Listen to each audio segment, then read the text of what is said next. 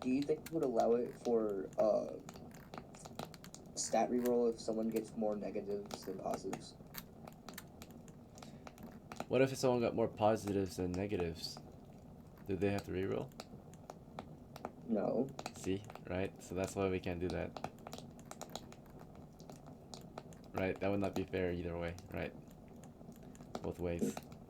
So, we actually did do that in the past, actually. We people wanted a more balanced game. They were mad that they were getting too low, but then they got even madder when they got high scores and couldn't keep them. So, no, that's why we don't do that. Okay. Alright. Welcome back everyone to today's game of old school D&D. Playing again. Thanks for showing up if you're returning, and then welcome back if you haven't been here in a while. I don't think anyone here is new, so last we left off, I think our party was once again pretty successful at the Kobold Caves. 0 casualties. A good deal of Kobolds killed that time, right? So things are going well against the Kobolds so far. We're starting to finally clear out the level 1 area, right? Level 1 or level 0 enemies. So we're making some good progress. And with that said, we're going to get started with game preparations. So let's go down the list and make sure everyone has a chance to get ready. Let's start with Alpha. So just a moment. You want to play as Samuel? Yes. Alright.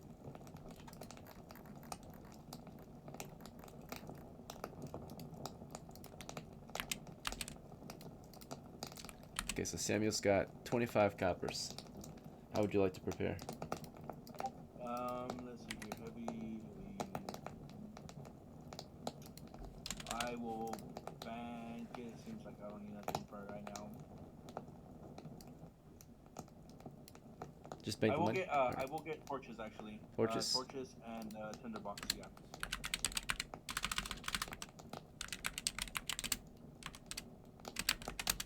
Anything else? And then I will buy food. I won't buy dry rations. Just normal I food? will buy stuff that we have to cook. Sounds good. You get 5 pounds for 1 copper. Okay. I'll do 10 pounds. That way we have enough. Good to go. Alright. And the rest will be Banked. Let's see, 10. Okay, you only spent a total of 4 coppers then, before you banked it. sweet. Right. I'm gonna see if Frank will come along. Sounds good. Let me check. Loyalty check. Alright, he's not coming today. Okay. Let's see if Thomas will come. In fact, he might actually retire. Let's see, Frank. Yeah. Alright. He's just not coming today. I don't think he's gonna retire yet, but... Okay. Alright, and then Thomas? Let's see if Thomas. He's not coming today either. Your loyalty score is 6, so...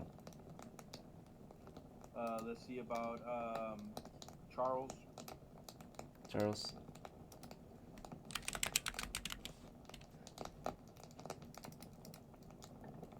He's not coming either. You want to try Eric? I'll try Eric, yeah. He's not coming. The whole crew is off duty. Son of a bitch. Alright, well then I'm rolling a new fucking character. Fuck you Yeah. guys. Low charisma, man. Let's see. Okay. Oof. That constitution. Alright, what did you get?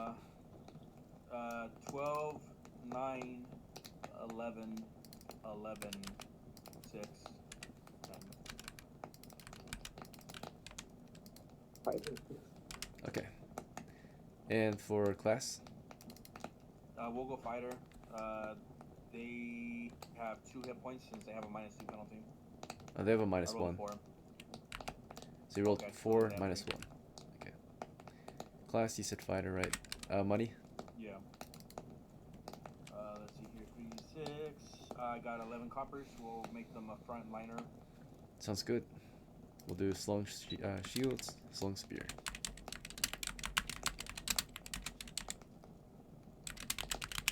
And with the last copper, you want to get a knapsack, pouch, or 50-foot rope, or something else? Or just save it? We'll get a knapsack.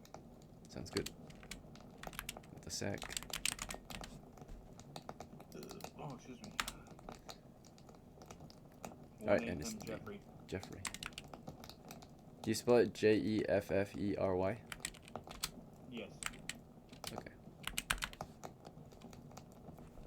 Jeffrey Dahmer. That's what I was gonna say, Brett. Alright, next is That's what you mean. SB's turn. You gonna play as HEBI or HEBI? Heavy, yeah. Okay, just a moment.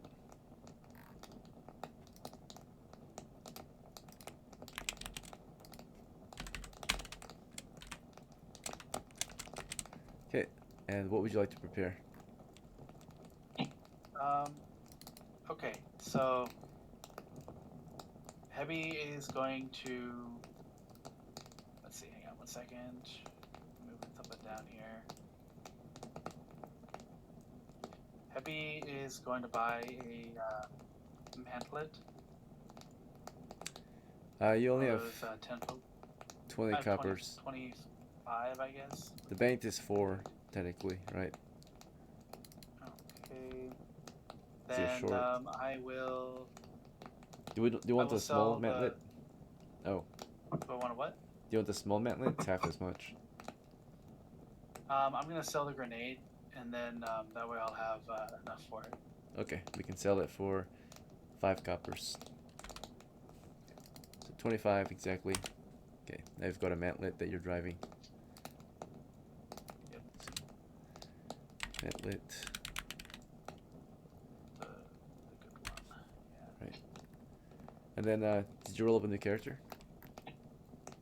Not yet. I'm gonna do that, but first I'd like to see, as well. Well, yeah, we'll roll it up since you've already copied it. So 1 second. Roll 3d6. Oh wait, that's not it. My bad. Slash roll 6 3d6. That could be for your money roll. Oh, thank you. Okay. This one is kind of weak. It's okay. I'm gonna make him a fighter anyway. What's the scores? 6, 7, 8, 12, 10, 12.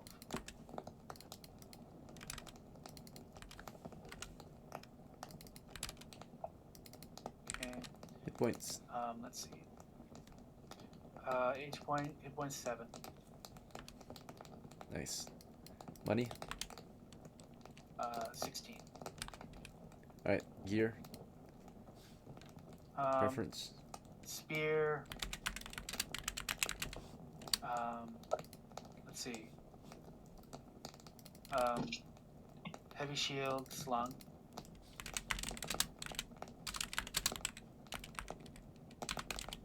What's the total left, I guess? 6 left. Um, Want a bow? heavy. Oh. No, heavy gambeson. 6 left though. Oh yeah, it costs 10. Okay. Gambeson. Okay, in that case, then instead of a gambeson, we're gonna get. Oh, that's 5, right? Yeah, it's just 5 for Gambeson.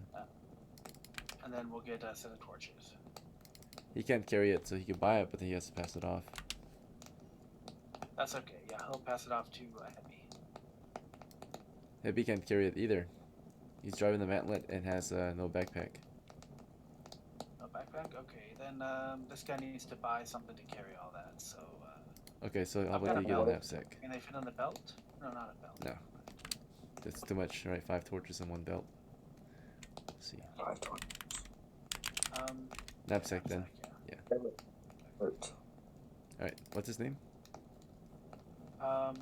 Jonathan. How do you want to spell it? And just call him JoJo. J-O-N. J-O-J-O. JOJO? Oh, is- it's JoJo. J-O-J-O. Yeah. Alright, and who did you want to recruit or hire on? I wanted to recruit HOOVY. HOOVY. Okay. Say HOOVY. We're gonna make some good money today. LT check. I have a Pass. 12 charisma. Yep, you're good. We needed a 7 or lower. Okay, 1 second here. Okay, got all that. Okay, grab that already. Alright, for his preparations, unless you have orders for him, these are his personal funds. So if you want to buy him some gear, you could. But with his personal funds, he bought himself a heavy gambeson. Oh, beautiful. Glad for you, Hoovy. So he can do his job a little better. All right. Next up I'm is. gonna go take a screenshot of that. Oh shit! Here you go. Can you go back for a second so I can take a screenshot of that? Go for it. Hoovy. Okay, there we go. Got it. Right. Next up is Ethan. You gonna play a SILYS or someone else? Yeah. Okay. Yeah, I'm close to Welcome maybe. back. Let's see. Yep. A lot has happened. I'm happy. A lot has happened. Finally make more progress then. Let's see. Mm-hmm. All right. For you, you've got 5 coppers to your name. You need to prepare anything? I'm gonna sell my polearm for a great sword. Very well. Sell my You can get 5 back for the polearm. yeah. See. My bad. Polearm. Use what I got to buy. With 10 coppers, you can only afford maybe a bastard sword, but without a Is that so sheath. good? Oh, So you have to carry it by hand, unless you sell more things. not good. You can afford a sword and scabbard, a normal sword. It's still pretty good. Okay, yeah, sure, why not? Just trying to find something that can cut through a lot of kobolds. Something they can cleave. A polearm is good for that. But you sold it though. I sold my polearm. I thought I would have enough for a great sword, but, Alright. Yeah, the difference mainly is that the polearm, you can't really use it when they're too close. The great sword you can kind of use it when they're kind of close. But yeah. Alright, anyway. You're gonna get the sword then? Sword and scabbard? yeah. 2 coppers left. Not just an arming sword, correct? Yep, there's 3 variations. There's sword, arming sword, broadsword, slight differences, but they all do D8. You just got the sword, or do you want the arming sword variation? Arming sword. Okay. Not much. Yeah, the only difference, the arming sword has a smaller handle for more control when you swing. That's it. Yeah. Alright. It's a little sidearm. Yeah, it's specialized to just be single-handed use. Alright. Let's see. Next up is... Oh yeah, did you want to hire I men? did roll. Yeah, new character. I did roll. Alright, give me the scores. I did roll character. It was a pretty bad roll. I got an 8, a 7, 8, a 13, and 12. Alright, at least he's kind of big. He took a hit. What's his class? He's gonna be a magic user. Okay. Hit points. 3, but he has a +1, so that's Yeah. 4. 4. Good to go. And he's poor as hell. He has 6 coppers. Alright, spell book. What kind of spells you want? Let's choose the Very well. Read magic and sleep. And then 3 coppers left. Sling and stones. Is that fine? yeah. And Slinger. If you can get him a knapsack. That's fine. Yeah, he can afford it. Sling, pouch, stones, 30, knapsack. Okay. His name? Let's do ultimate. Good to go. So what RNGesus has for you. Alright, 47.5 and Alright. let's see. So Re and then 82. Okay. So his name is or her name is RYOKA. Okay. Okay. Let's see. Aru. Let's see, Ethan.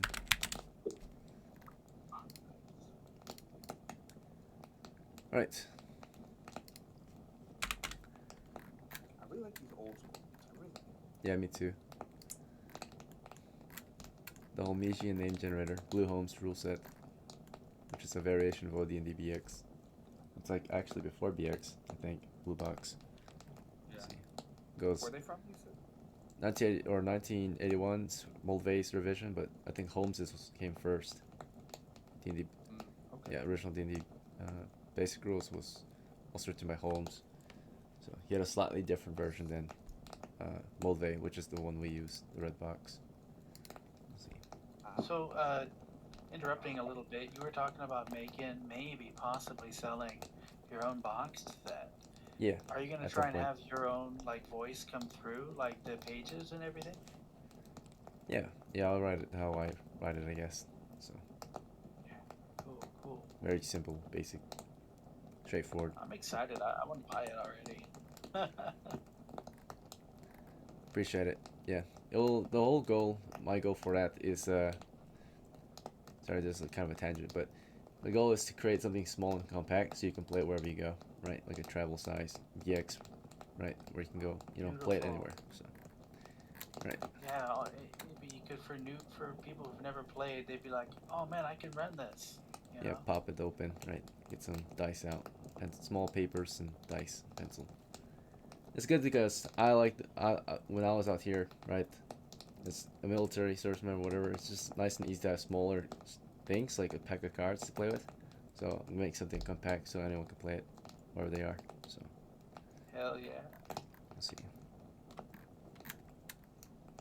All right. Next up is. Oh yeah, did you want to hire on any of your other retainers? Ethan, SILYS. Ethan. No, I was done. Oh, that's it. I set Okay. up. My bad. Just making sure. Yeah, I set up. Done. Good to go. All right, Gribbin, you want to play as Ogan again or a different character? Thing.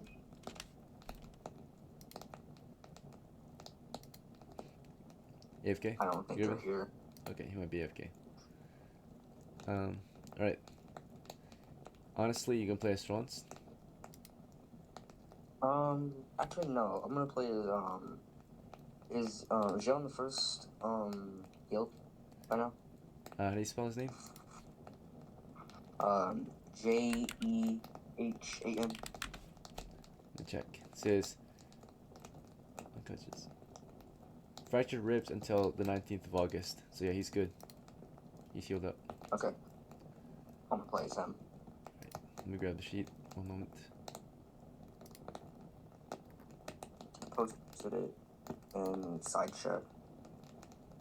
Wait, you're talking about John the Second or John the First? No, Jehan the Right. first. Yeah. Okay. Just making sure.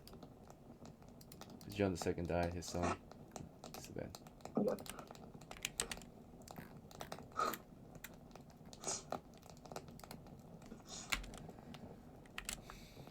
All right. So as Jean, you healed up your hit points naturally. Costed you 3 coppers. Yeah. And then, of course, this bandaged fractured ribs has fully recovered. He has a battle scar now, though, right? Scarred ribs, or yeah, scarred ribs. Yeah. Mm. And What's his forever money? he's. What's up?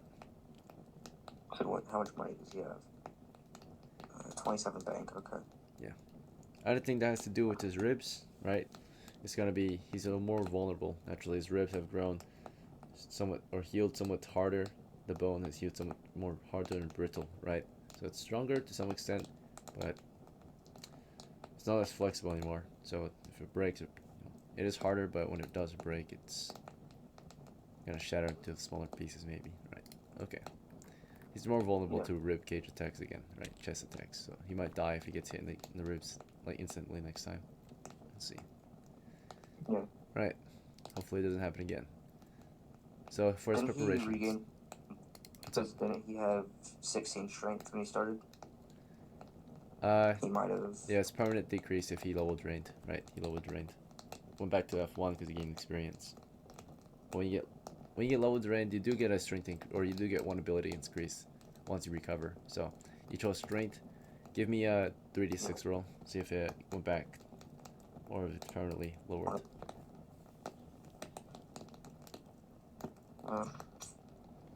Roll 3d6. 14. Okay.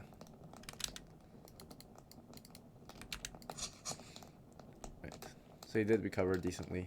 Not the same, maybe, but let's see. Yeah. All right. And so you want to purchase anything? Possibly. Do I have a heavy shield? Heavy. Okay, I do have a heavy shield. I want to get a spear. Okay. Slung anything else? spear. Slung spear. Yeah. That should. What armor do I have? Heavy helmet, heavy gamson, heavy. I think I should be good. Just. You know if these arrows are Yeah. accurate? Did you ever use any? It's been a while. I think he was like two. Okay, fair. All right. Let's see. Yeah. I rolled up another character as well. Good to go. Just a moment. A sheet.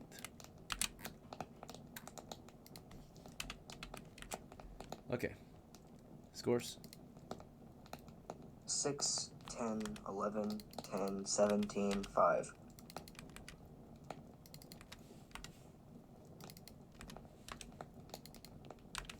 All right. Class. Dwarf. I got 1 hit point. I rolled 12 Roll. copper. 1, you get +2 though. Nice. You said 12 copper. Any preference on gear? Okay, he's probably gonna need fucking, he's got a helmet, right? Yeah. Probably a gamson. Heavy gamison? Or just normal? Normal. Okay. Weapons? Give him a short sword. Okay. 1 copper left. Anything else?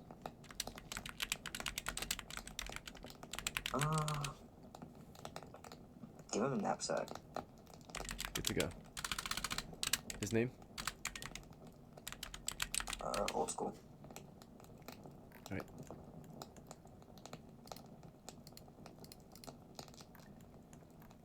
$30 and 11. Okay. His name is OMESBEE. OMESBEE. Motley. Yeah, OMESBEE or OMESBEE. OMESBEE. OMESBEE. Yeah, it's OMESBEE, I think. Alright.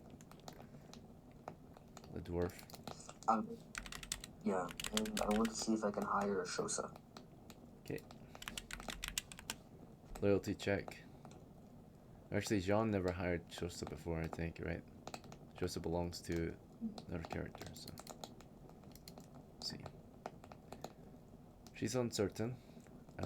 -1 penalty, so she refuses. Okay. Anyone else I don't want have to try? anyone else. Okay. Huh? Okay, very well. Sounds good. Alright.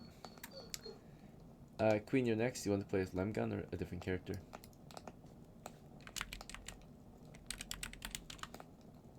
Queen? Queen. Hello. Hello. You want to play as LEMGAHN? Yeah. Okay.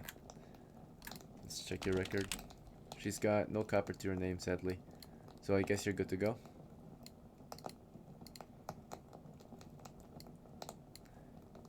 Or do you need to prepare? Yo, do you want to roll up another character? Hire on a retainer? That's okay.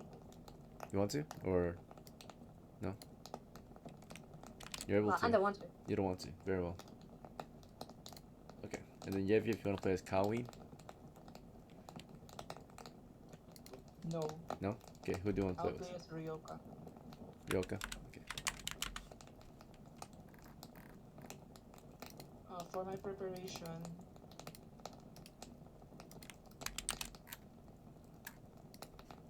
I decide Healing? Yeah. to give.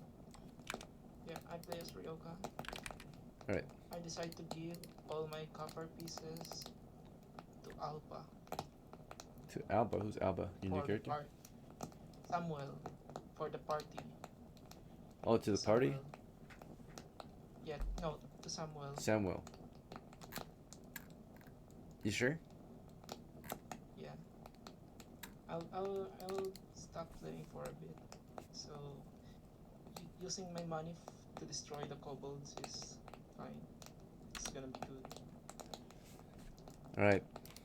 If it's it is your since choice. Alpha, Yeah. Yeah, since Alpha, you know, always spends for the party. Okay. I mean, you're gonna leave Yoka dirt poor, right? So hungry. Alright. But alright. Very well. Now I roll a new character. Okay.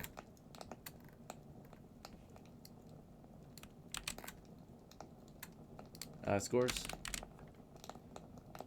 10 strength, 6, 13, 10,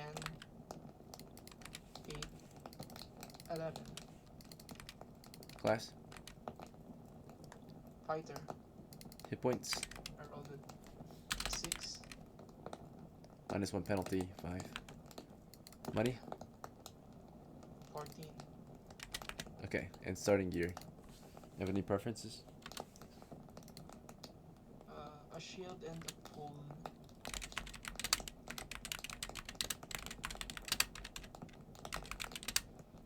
Can I buy a pole? Yeah, slunk pole, right? Yeah. Okay.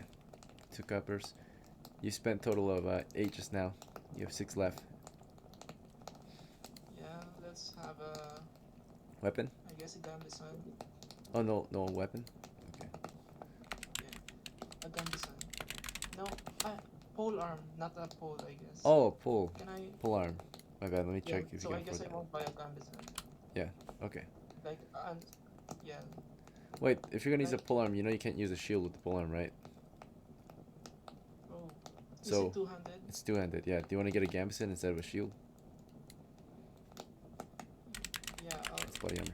I'll get a Gambison and a shield, I guess, and a spear. I mean, if you want to That's use a pull long. arm, right, you gotta do a Gambison and no shield and a pull arm, right? So if you really want the pull arm, Okay.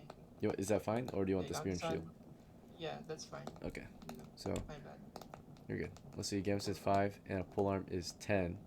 With the sling, it's 11. So that's exactly 16. You say you scored 16 money? Yeah, let me check again. 14. 14. Okay, you're off by 2. So if you want to fund him, oh wait, you already spent all your money. Okay, Yeah. so Yeah, no. Is there a slung? Remove the slung. then if you move the sling, it's 7. So you're missing 1 copper. So what we can do is we can just get rid of the Gambison. If you get rid of the Gambison, you can afford it. So you got slung, pull arm, no Gambison. There's 50 in the group coffers, is what she said. Do that. I need to. Yeah. I don't know if there's 50 in the Alright. group coffers. There's no group coffers, right? There's always it always has to have a name to someone, right? If it's just in the wilderness, then we can just take it at that point. So Just put it on Yeah, the as long, card. yeah, as long pole arm is fine. yeah, okay. And I banked the remaining covers. All right. Well, you rolled 14. You have 3 left, but those 3 could be spent on equipment supplies. You don't want to get equipment supplies? Yeah. Okay. No more armor. Yeah, bank. Good to go. His name? What? What's his name? His name is Toren. How do you spell it? TOREN. Thank you.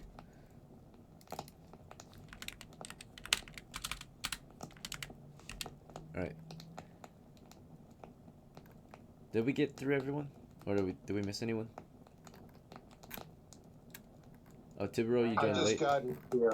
Okay. I just got here. Yeah. Also, Alright. I buy retainer. I invite retainers. Oh, KOWINE okay. and. KOWINE. Yeah, me see if he KOWINE accepts. And, Loyalty check.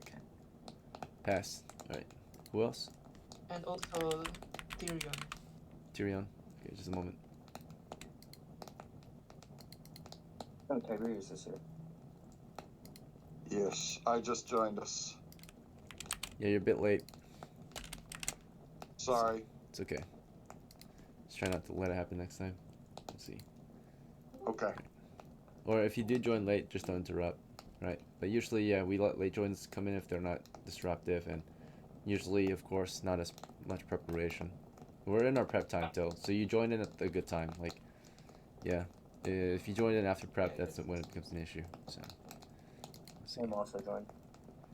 Yep, Tim, you also joined late. So I'm gonna say the cost to joining late is no new character, right? That's the cost right now, as of right now, right? You guys join late, you don't get an extra character unless you die. Then you can get a new character. But, all right, just to save time because we are 30 minutes in already in prep, so try to move through this. Anyway, Okay, Toren and Calvin, you guys are good. Yeah. Alright. Roll for. Dear God. All right, he failed, so he's not coming. But Calvin's coming. Charisma's 13. Oh, alright. Yeah, his morale would be, the loyalty rating would be 8 then, right? So he scored 1 more than he, yeah, so that's a fail. Oh, okay.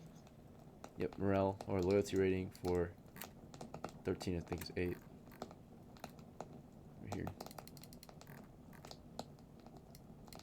So 13, yeah, 8. So 8 or lower, pass. Nice. Alright. Tibero, you're next. Just a moment, let me grab your sheet.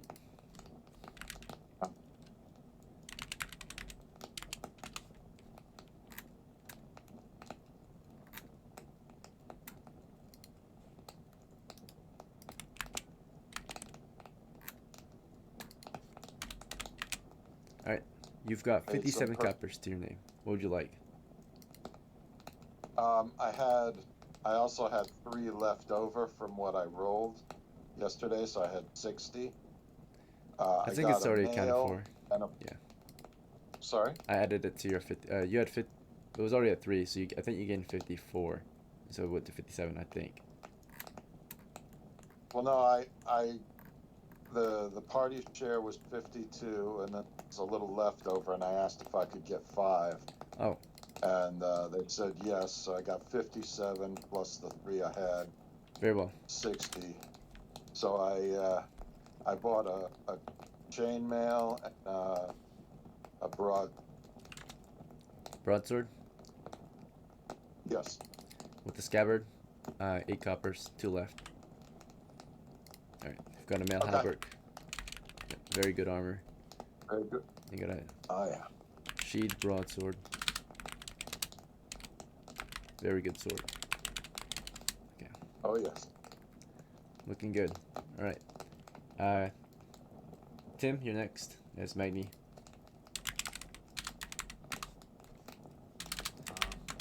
Alright. My first money ever. Yep, you've got 14 coppers to your name. Alright, let me get as a dwarf, can I use a long? How much is a longbow? You need to heal up. Alright, we're gonna spend some money to heal up real quick. Let's see. Yeah, I'm fucked up. 3 plus 1 from your constitution. That's 4. So you heal all overnight, costing you 1 copper. You're at 5. Alright, so you asked about if you could use what? As a dwarf, are you allowed to use longbows? No, too large. Okay, alright, how much is a short bow? Instead, you could get a Wait, composite bow if you want. It's very If simple. dwarf, if he uses a bow, wouldn't that be considered a war bow for him? No, because as a dwarf, I can't use two-handed weapons. I just remember that. And a longbow is a two-handed weapon. It's a big weapon too. It's just physically inconvenient for them to use, right? So But if I did a warbow and a longbow are about the same. So it's just a warbow is slightly longer than a longbow and heavier. So that's it. Alright, how much is a crossbow? Crossbow? Which one? The latchet, light crossbow, which is latchet, or do you want the normal crossbow, which is I think 5 too, or the arbalist, which is 5 or 10? And arbalist? Heavy crossbow's arbalist. How many rounds would it take to reload a heavy arbalist? All of them are just 1 round. Okay. Yeah. What's the damage on a heavy arbalist? The only difference is that heavy arbalist, or the arbalist, I mean, only can be reloaded stationary, can't be used on horseback. The normal arbalist, you can kind of reload it on the move. It's a handheld reload versus the other one's a windlass, so you have to like wind it up at your foot. The other one is, yeah, and the light crossbow, of course, What is would- the most What convenient. would you recommend for the dungeon against the kobolds? Like a heavy I mean, arbalist you might or as well something go like all out. If you're gonna reload per round, you might as well just get the heavy crossbow at that point. that? Yeah, I'll get the heavy. Yeah. Okay. Alright. Alright, total price is 12 coppers. Is that fine? Oh no, 13 with Yep. a sling. So if you want a slung arbalist, That's all my money. Yeah. That's all my money. you bought yourself a very heavy crossbow. It's really good though. Time to start shooting. Alright, That's all. good to go. Let's see. Oh, it's 5 corals actually per purchase. That should be everyone's prep. Did I skip anyone? Oh, I skipped Gribben. Gribben, are you with us? Can someone ping him? Let's see. I don't know if he's here or if he's planning to play. Let's see. Maybe he fell asleep. Very well. I'll just have to disconnect him for now. For the time being, DM, I am gonna bank the 51 coppers since we already did the purchases and stuff. Okay, sure. Nothing else, right? All preparations complete. Yeah, no, Cool. so we have siege equipment and stuff already there. Alright, so I'll see you guys in 5 minutes. Take your 5-minute break before we start playing. Did we Okay. get a set?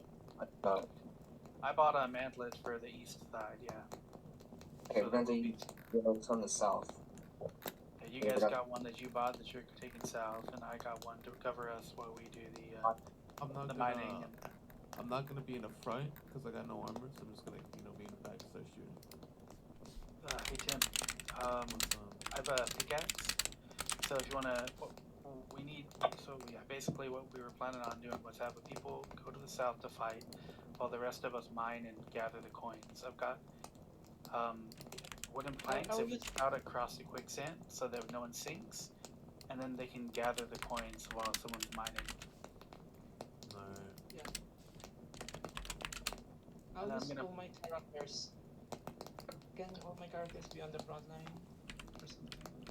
If you want, yeah. I mean, I have one pickaxe on me, and I bought 4 two sessions ago. So some of you probably have pickaxes. I'm gonna put a mantlet on our side of the chasm to the east, so that they can't jump over the chasm, and we'll be covered from there. And then we got people pushing a mantlet south. So we should be totally fine in terms of cover, if that makes sense to me. Alright, are we pushing the mantlet south first or are we charging first? No, the mantlet's going south, and they're gonna grenade the position if they need to. Oh, okay. We have grenades, we might as well use them, and the mantlets take the attacks for us. Alright. Have But if we somehow take attacks, I'm gonna charge all my characters. Yep, you can be positioned in a way that you can do that if you need to. So I need to know who's gonna be staying back with me to secure the loot, so that if the people die in the fighting, that we at least get some treasure and XP. I'm going up front. I'm gonna go mine. I'm mining. Oh yeah, you're a dwarf. You, Do you have yeah, you have one of the yeah. pickaxes? No, I'm broke. No, I bought 4 and I passed them out to people No, 2 he sessions. wasn't here last session. Okay. What? Magni, I'll give you retainers, my retainers. pickaxe. Dude, I'm so broke, bro. Okay, I dude. spent all my money on a arbalist. Yeah, I spent all my money on another mantlet. So do you wanna take the boards in then, and I'll hand you the pickaxe to mine while we. Oh, Gabin's here now. Are you having another session? We are. Okay, I'll hang out. You gotta go, Gribben. Yeah, we live. You kind of missed prep time Oh, you though. gotta go? No, you're good to go. It's just you're good to play. Like it's just you missed prep. We already did prep, so I'm just gonna grab your sheet. That's okay. If you want to pull up, Okay. you just won't have prep I time. fell asleep. I thought so, so I disconnected you.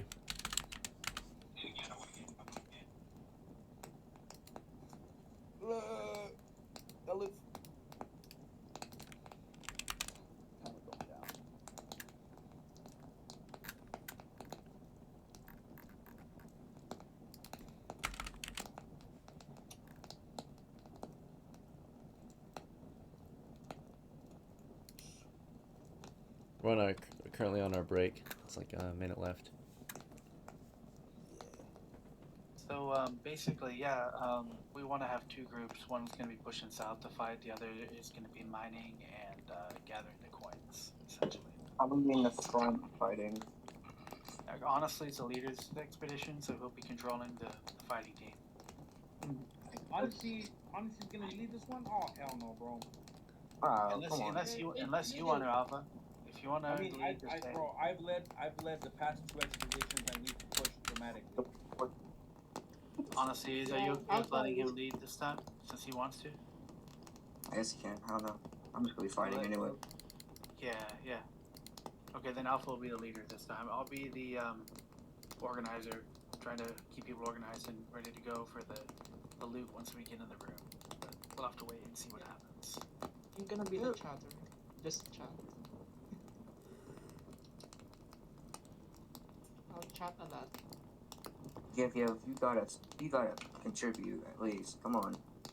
Yeah, you're actually perfect for mining along with Tim. You guys are both dwarves. Yeah, I have 2 dwarves, but my dwarves are gonna be on the front Master line. got me working. Yeah, my dwarves are gonna be on the front Instead of line. picking cotton, I'm Alright, picking coal. ladies and gentlemen, your break is over. We're gonna get started here. So, Yes. last I already mentioned, we left off at the North Kobold Cave, which is, of course, those caves in the grassy hills north of the town of Down. Your party has gathered here at the North Base Camp to continue the campaign against these kobolds. And I'm sure most of you already understand the background and why we're here and what we're here to do, right? Your mission, your task as adventurers is to hunt monsters and treasures, and currently we're campaigning against the kobolds. We're here to hunt them down. The bounty placed on their heads is typically 5 coppers, but during wartime, which we're in, they're 10 coppers ahead, right? We've made good progress against them for the past few games, right? During the past few games. And I think we'll continue to do so, unless we have a different plan for the day. But the standard plan is to continue the assault on the North Cave. What do you guys think? Agreed. Yeah. Alright, so with background information out of the way, your situation is September 11th, year 10. And you stand outside the Kobold Caves. Let's move into the small scale map to begin your exploration and get your tokens on the board. Let's see. So, up here, as we left off, we had most of the crew might be present, but some of us maybe not today. Door mercenaries have also arrived on the scene to help man the post. But or the position, the caves.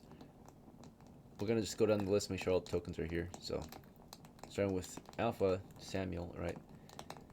Let's see, your token is right here. Do you want to do heavy shield and grenade today, or something else? No, I'm gonna do a heavy shield and spear. Heavy shield and spear. Okay.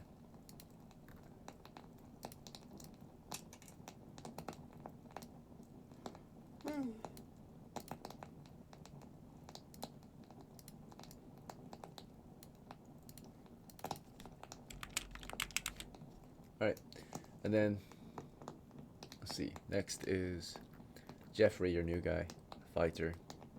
Get him on the board.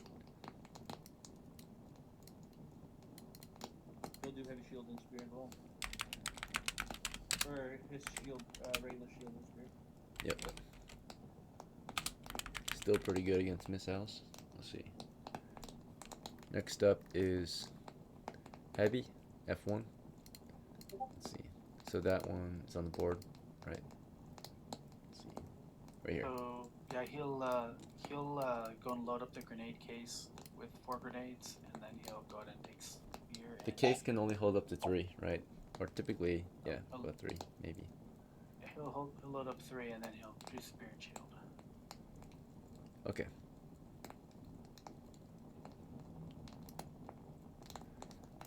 Shrapnel, grenade, tag 3.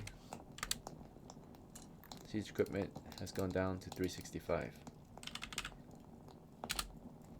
And then you said heavy shield and spear, form up. Okay. Next is HOOVY. Let's see, where's HOOVY at? There he is. Okay, shield and spear. Yep. Alright, next up is JOJO. New character, right? Let's see. Fighter.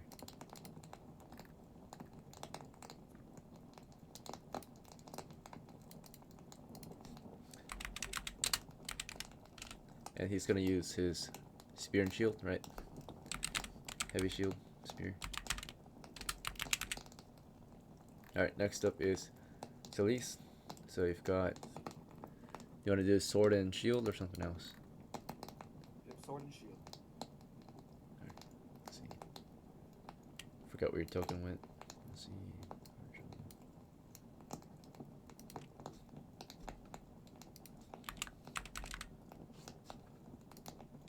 Oh shit. Okay. Hey, I need your phone so I can see quick looking real quick.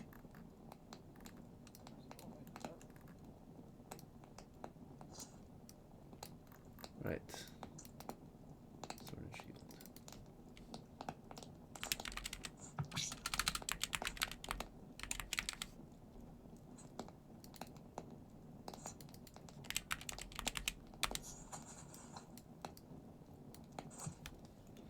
Okay, next is RYOKA, right? The medium. Let's see. She's gonna use her sling and stones. Oh, shit.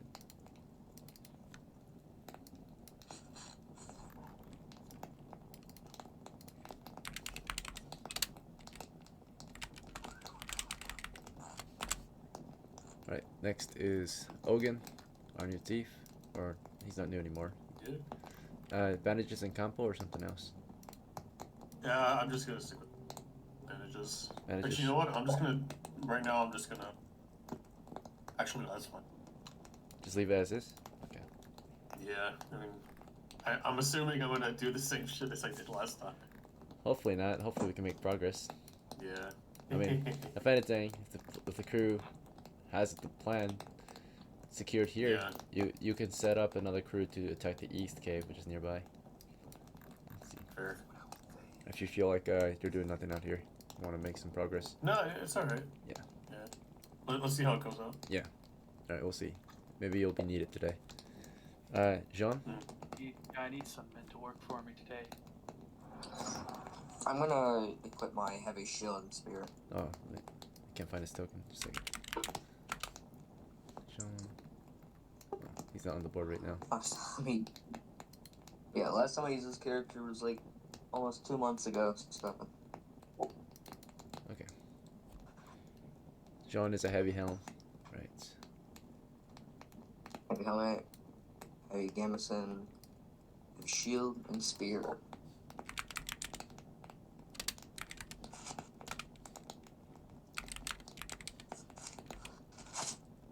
That makes me a medium, right? It's probably a medium, yeah, if he's a fighter. With medium armor. Okay. We'll see. Alright. Next up is OMESBEE, the dwarf. Yeah. He's a short sword, right? OMESBEE? I guess he's. Yeah, you give him a short sword, I think. Yeah.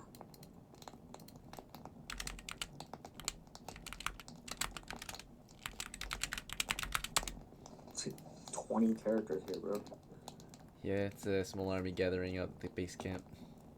Let's see. We're fighting a war, we need an army. LEMGAHN is next. One mana. Let's see. LEMGAHN, I think you already have a token on the board somewhere. Let me check. LEMGAHN. Yeah, you do.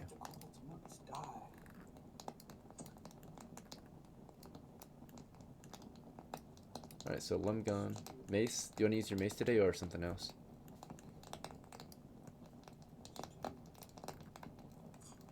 LEMGAHN? Is she here? Queen? AFK? Queen, you there? Queen. You want to use your Hi. mace?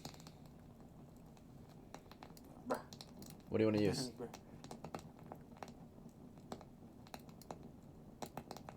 Mace. Good to go. Alright. RYOKA. Let's see. I think you have yeah, what do you want to Yeah. use? Do you have a I'll have preference? like the classic, yeah, shield and torch, I guess. Shield and torch. from KOWINE. Heavy shield and torch. Put the spear away. CAUWINE supplies you a torch. Okay, he's got one left. Get a torch token on the board. One moment. Let's see. Torch. Just gonna have one ready here.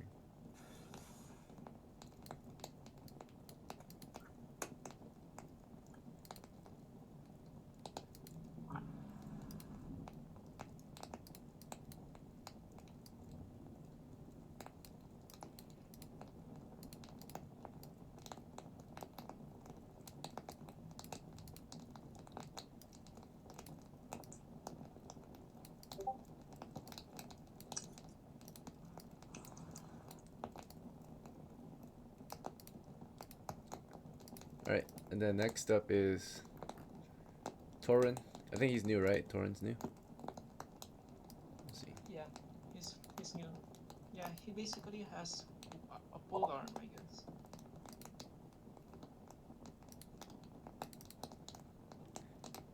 Full arm, yeah.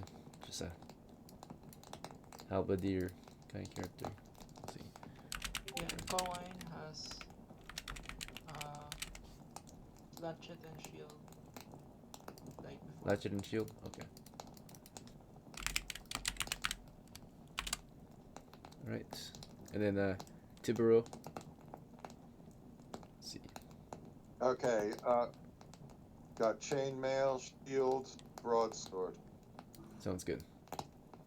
Just gotta figure out where I put your minifigure. Let's see. Tibero. Doing Oh, there you are. Hero Forge mini right now. Yeah, if your Hero Forge miniature looks like one of these tokens, black and white, hand drawn, then you can use it. Yeah, no, I'm just doing it for. Good to go. Yeah, your own design. Sounds good. Yeah. All right, Magni. Let's see. Latchet or something else.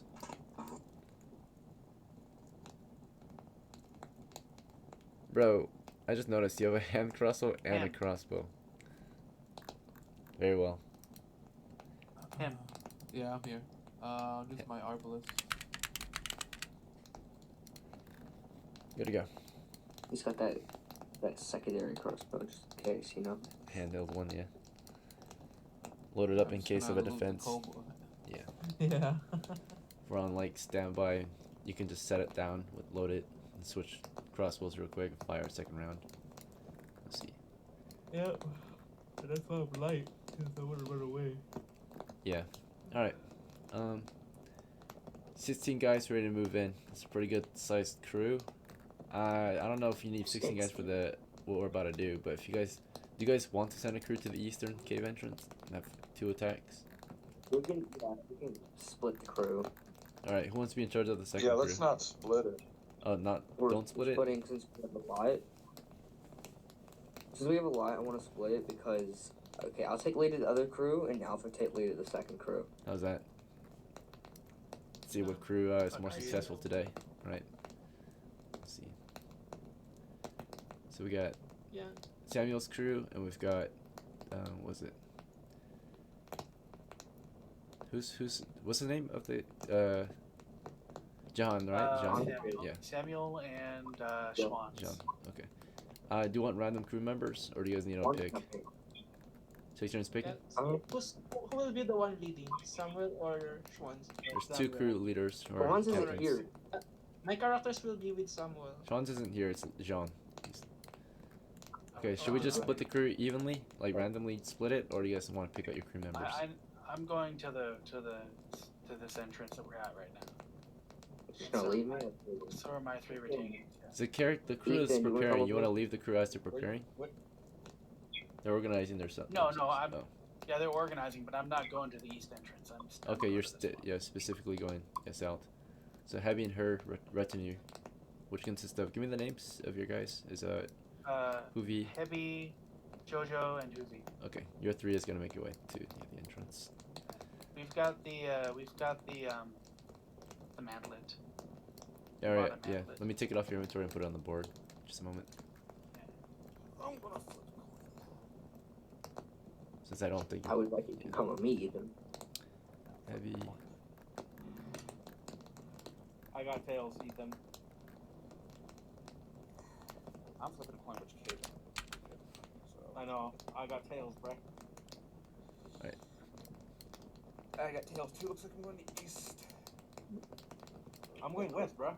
Or I'm going right here to the north. Second mantlet. Well, in my head, heads was north and tails was. Alright, so how do we want to split the rest of the crew? Should we just evenly cut it? Or do you guys need to pick out your members individually? I need a mage as well. Okay, you can have LEMGAHN, how's that? Yeah. Alright. Yeah. Should we just start splitting it evenly? SILYS? They said he was going to the eastern, right? We'll split it by PCs, so I because need Retinue Ogan stays here with the with me. retainers. If Ogan can come. Isn't SILYS a PC as well? No, Silly's, yeah. I'm a dude. He's a PC, so I'm a dude. I'm a dude. wherever he goes, his Retinue will go. I'm a dude. Ethan. Yeah, Alright, Jeffrey, so fine. if you take Ethan, then Rue's going too, if that makes sense.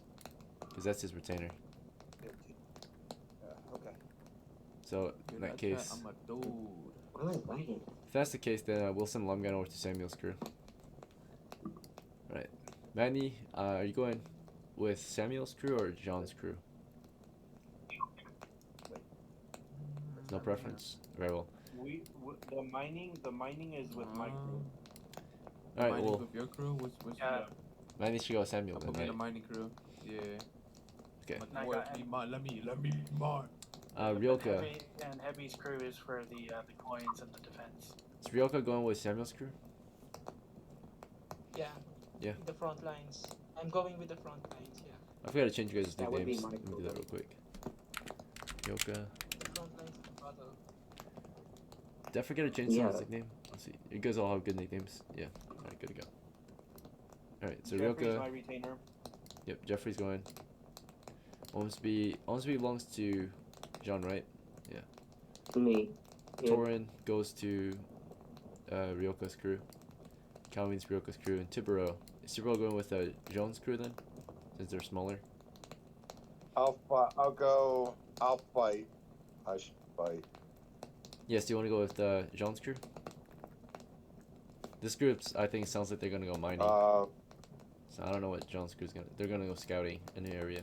We'll probably go to Eastern probably and see if we can Alright. fight something. Yeah. I'm just a slave, guys. So Slave with the What a crossbow. Alright. Yeah, Magni's my slave. I'm Well, mining then, minerals. CAUWINE, do you want to go with John? Since you KOBOLD has a pickaxe. okay. In that Right. case, then take Uguay. Uguay can go with Jehan if he's okay with that. Who's Uguay? Yep. Well, retainers have to Alright. stay, retainers have to stay with their leader. Talk about HOOVY? Trying to send No, HOOVY away? Ogan is Oh, would be Ogan. going away in that case. You sending Ogan off to the east? Is that right with you, Gribbon? You being sent off to Ogan's being sent off to John's crew. They're gonna scout out the eastern front, which was lost. It was mercenaries and adventurers tried to take it, but we did take it at one point. It was lost again though. It was overwhelmed and attacked with the kobolds. We couldn't hold it. So take it back then. Come on. let's Yeah, go. we can send Ogan over there with them. Okay, y'all are going into combat then. These guys are pushing ahead to where we last left off. All right, so we'll start with the North Cave crew, North Kobold Cave group. The cave is the same. It's currently being manned by the dwarfs. They're on shift right now, and they'll update you on the position as they file out and tell you that the position is clear. All right, once you enter, as you pass the dwarfs, they'll be relieved of their position until you guys leave. Right. So the first row will be relieved immediately and report that the position is secure. Right. They're Or I will double check if it's secure or not. So what we'll do is determine the reaction of the kobolds if they felt like they wanted to attack overnight or not. So, alright. There's uncertainty. So, the kobolds are out there. They never withdrew, but they never attacked either. So they report that the kobolds are near, right? They're out there. They are in the cave, whatever, right, in the darkness, waiting for us to advance. Setting up defenses, probably in the shadows, right? So that's what the dwarf reports. Okay, you guys begin your push into the south. First before move. we pick that Oh, yeah. we're gonna get the group in. Formation. Okay, so Trust me, I know how the mantlet works. I'm not eager to push it in yet. I know there's a lot of people here, and it's a short space. So.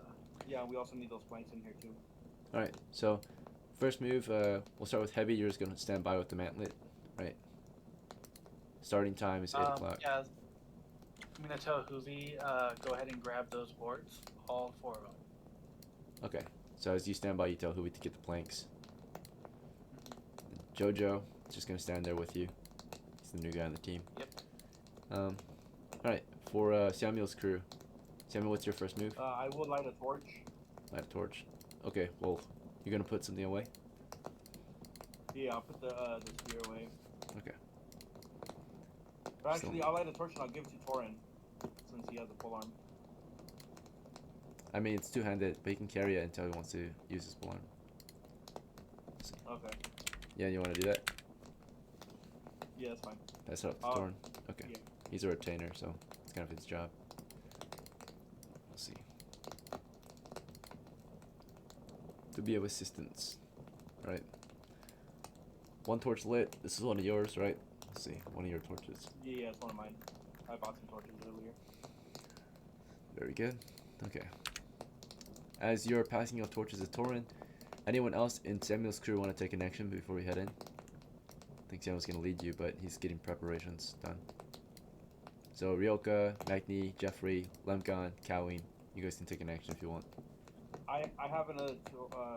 If LEMGAHN wants a torch, I have another one just in case. Okay. LEMGAHN, you want an extra torch to carry? Since you got a free hand. Or she's AFK. Awesome. She's also deafened. Alright. Okay. She's probably out of this if that's one. the case, I'll light it up your way. Okay. Yeah, she's busy doing woman things right now. Alright. Oh yeah. I'm just a lady doing woman things. The rest of you seem like you're on standby, ready to just move out. Alright, Jean, your crew is making their way east then. You guys have to make your way over to the cave then. Ryoka switch place with Toren, I guess. With who? With Yeah, with Toren. Toren? Ryoka with Toren. Oh. Okay. Yeah, sure. Yeah, he's kind of weak and squishy. Alright, John's crew is making their way toward the east. Is that anyone in John's crew want to take a different action besides follow John to the east? I want to ask anyone in my party if they have torches. Anyone want to speak up and respond to your captain, caller? Very well. No one seems to respond. They're all just like looking at you. Oh, TIBERIOS responding. There we go. I just, you know, I gotta have sword out. Yeah. He just You have a tells you. sword and You want your sword out? Sorry. Let me get your sword out. Broadsword. Sorry, I'm back. Ribbon. You want to take a move? So long, dude. Hogan? Yeah. I mean, I'm going to where the action is now, apparently. So Yeah. John's taking do you you to have the east. torches? I don't go. You do? I do not. Dang. Shit.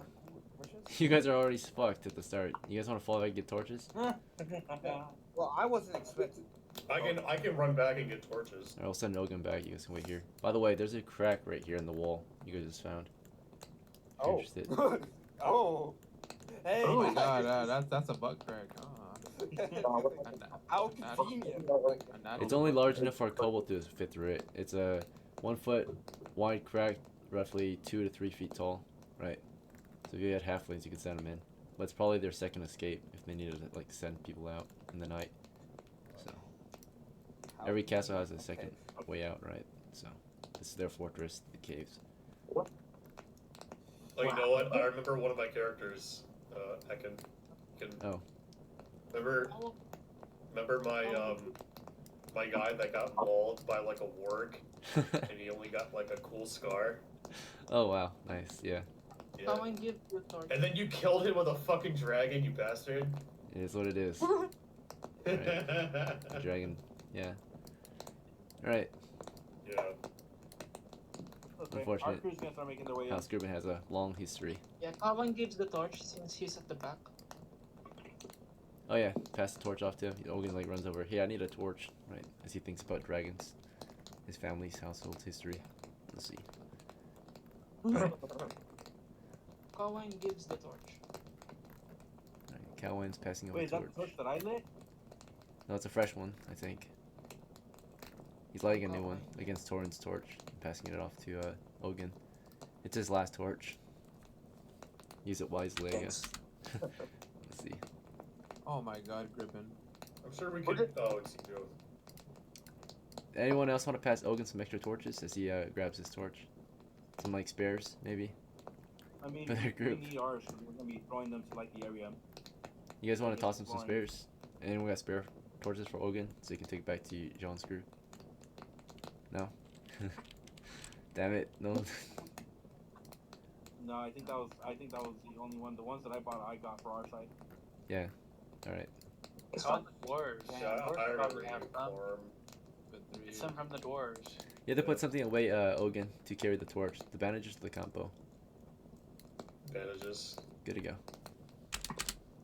Well, I mean, so, I'm guessing we can't like craft a torch, right?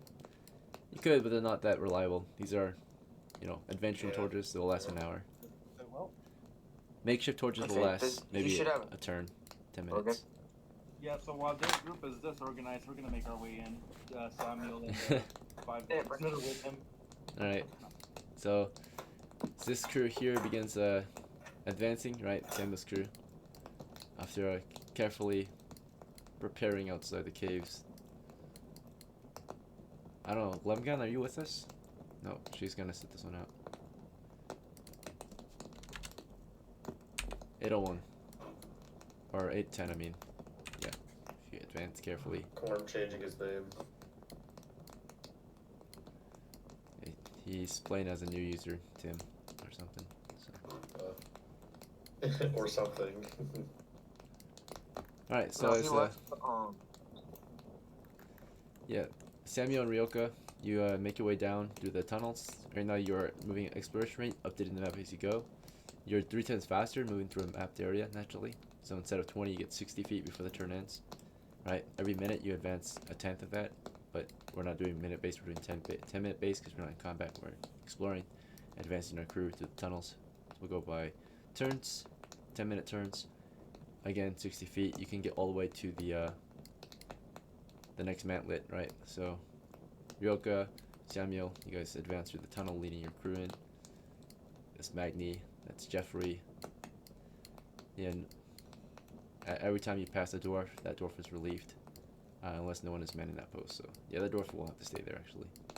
The only dwarf that will probably be relieved for the time being is this dwarf at the viewport mantlet. He's gonna fall back to safety. Right. And then right after the crew pushes in, was that HEBI and JOJO pushing the mantlet forward? The new one? No. We're actually Leaving it? I'm gonna leave JOJO there with the mantlet, and I'm gonna leave HOOVY there with the mantlet, and I'm gonna go to in with the group. Okay, so they're gonna stay outside. I thought you had Hoovy getting the planks. He's got the planks. Yeah, he's got the planks. Yeah, he's got the planks, and he's gonna go over to the mantlet with him. Yeah. Alright, 10-foot planks. We're good. I know what I'm doing. Alright, Right so now we got a secure room. yeah, HEBI's just leaving the retainers out there to guard the gear, I guess. Alright, so as you guys were advancing from 8 o'clock to 8:10, right? Or no, wait, from 8:10 to 8:20, I mean, because the start time was 8:10. This crew has a turn to advance. And After Ogan regrouped, John, what's your crew gonna do? We're just gonna. I Continue. might tell Organ to light that torch. If it's already lit. Should be. Yeah, it's lit. Why would I light it now? Don't you want to light it when we get to the entrance? Oh wait, we're Let's going see. to the crack. Okay. The crack's too we're- small. Okay. Can you put it on the other guy's torch, right? Unless we blow up the crack, but or mine the crack open. Yeah. What's up? So what's your move? Oh, I just want. I'm telling Okay, you need that priest, I got you. to get up here, because Ogan the up here? torch. Oh yeah. Ogan, you okay with that? Okay. You gonna move to the Alright, front? so yeah, I'll move up with the torch. Okay. Ogan's right behind you. Okay. Can we squeeze through that crack? Like I It's said, it's possible. only about 1 foot wide, and about maybe 2 to 3 feet tall, right? So you'd have to be small as fuck to fit through there, right? 1 foot wide, tight squeeze. If you were in armor, definitely can. Tiberius like 6'2". Sorry, I didn't mean to interrupt you. Oh, go ahead. What were you saying? Tiberius is 6'2", and you know, Yeah. pretty muscular, so he's not gonna fit in. Yeah. Well, For sure. Vulcan's 6'3". Can we just move on to the east? Yeah, I'll just yeah. go check the. I'll Move on. just check the chat. Please. All right. So what's your crew's move then? Just figure out the situation or East. cave. east? Okay. On the eastern. East. Continuing forward. You guys are a bit indecisive, so you won't get there. You'll start moving at half the turn. So, all right. This crew down here at 8:20, you arrive at the Mantlet with the viewport, right? Currently, nothing has changed, right? Based on what the dwarf told you. So, he claims that the enemy were audible beyond the Mantlet, and every now and then he would look beyond it with the torch or something, just a peek, and he thinks that they set up defenses in the cavern, right? So just be wary. Okay, I'm gonna move the Mantlet 5 feet forward. Actually, before that, I'm gonna pull out a torch, put my spear away. Okay, so Samuel is searching out gear. Oh, shoot. Let's see. Lighting up a new torch. As he's preparing a torch, anyone else want to take an action? For this crew, Samuel's crew. Yeah, Hebi's actually going back out, and he's telling. Can you scroll up for a second? Scroll up. Doesn't that be a woman? All right. HOOVY. He's telling HOOVY, follow about 10 feet behind us, and yeah, Hebi's basically just going up to the Mantlet. Okay. So you're making your way to the man and you're calling HOOVY forward. Yep. Everyone gets 1 move per turn. So. All right. We're doing 10-minute turns at the moment, so we have a lot of leeway on what we do. Let's see. We're not in combat or anything. So as Samuel's preparing torches, getting things ready to go. Anyone else want to take an action from 8:20 to whatever? Yeah, at 8:20 o'clock, whatever. Let's see. No one? Very well. Samuel, after you get that torch lit, which didn't take actually that long, right? Maybe it's 8:21. What else would you like to do? I'm going to pass that torch to RYOKA, so I can push the Mantlet forward, right? Because I need 2 hands, and then I'll tell him to throw it over the Mantlet when it clears the. Yeah, that part. yeah, I throw my current torch over the Mantlet and take that torch. Okay. The Mantlet versus the ceiling. It's currently, the ceiling's pretty low to the floor, so it can't really be thrown. It's like a very small gap overhead. So you can probably squeeze it to the top, but you can't throw it yet until it gets pushed into the cave where the ceiling becomes taller, right? Yeah, I hold two torches then. Okay. You're just holding the torches. So you put the shield away, it's just hanging, right? And then Samuel can Yeah, continue it's, pushing the Mantlet forward. Yeah, and the moment there's a crack, I throw the first torch and take my shield.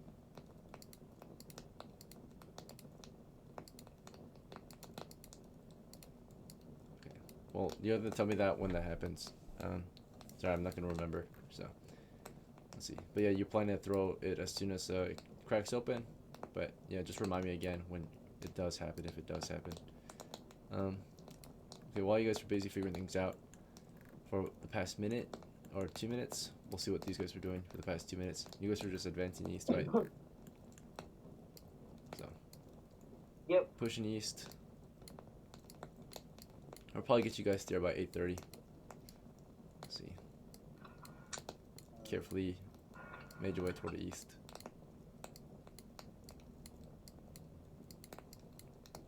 Should almost be there. Alright. This crew, it's 8:23. Right.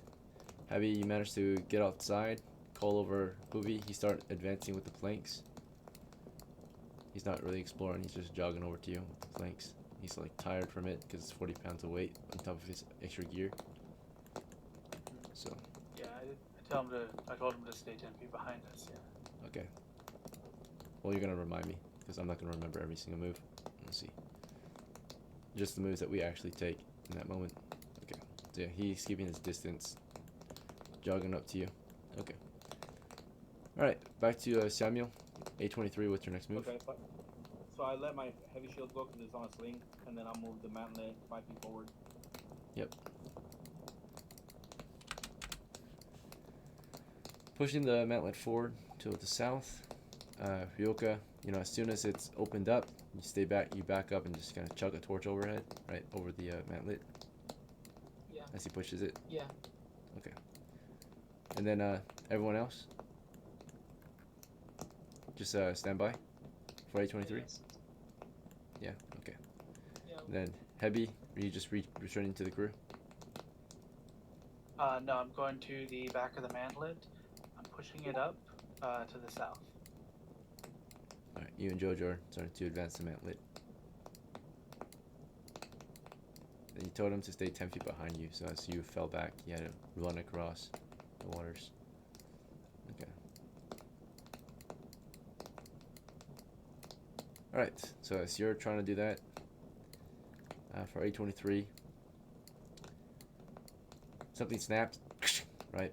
And boom, right? Explodes. Short fuse, grenade behind the mantlet.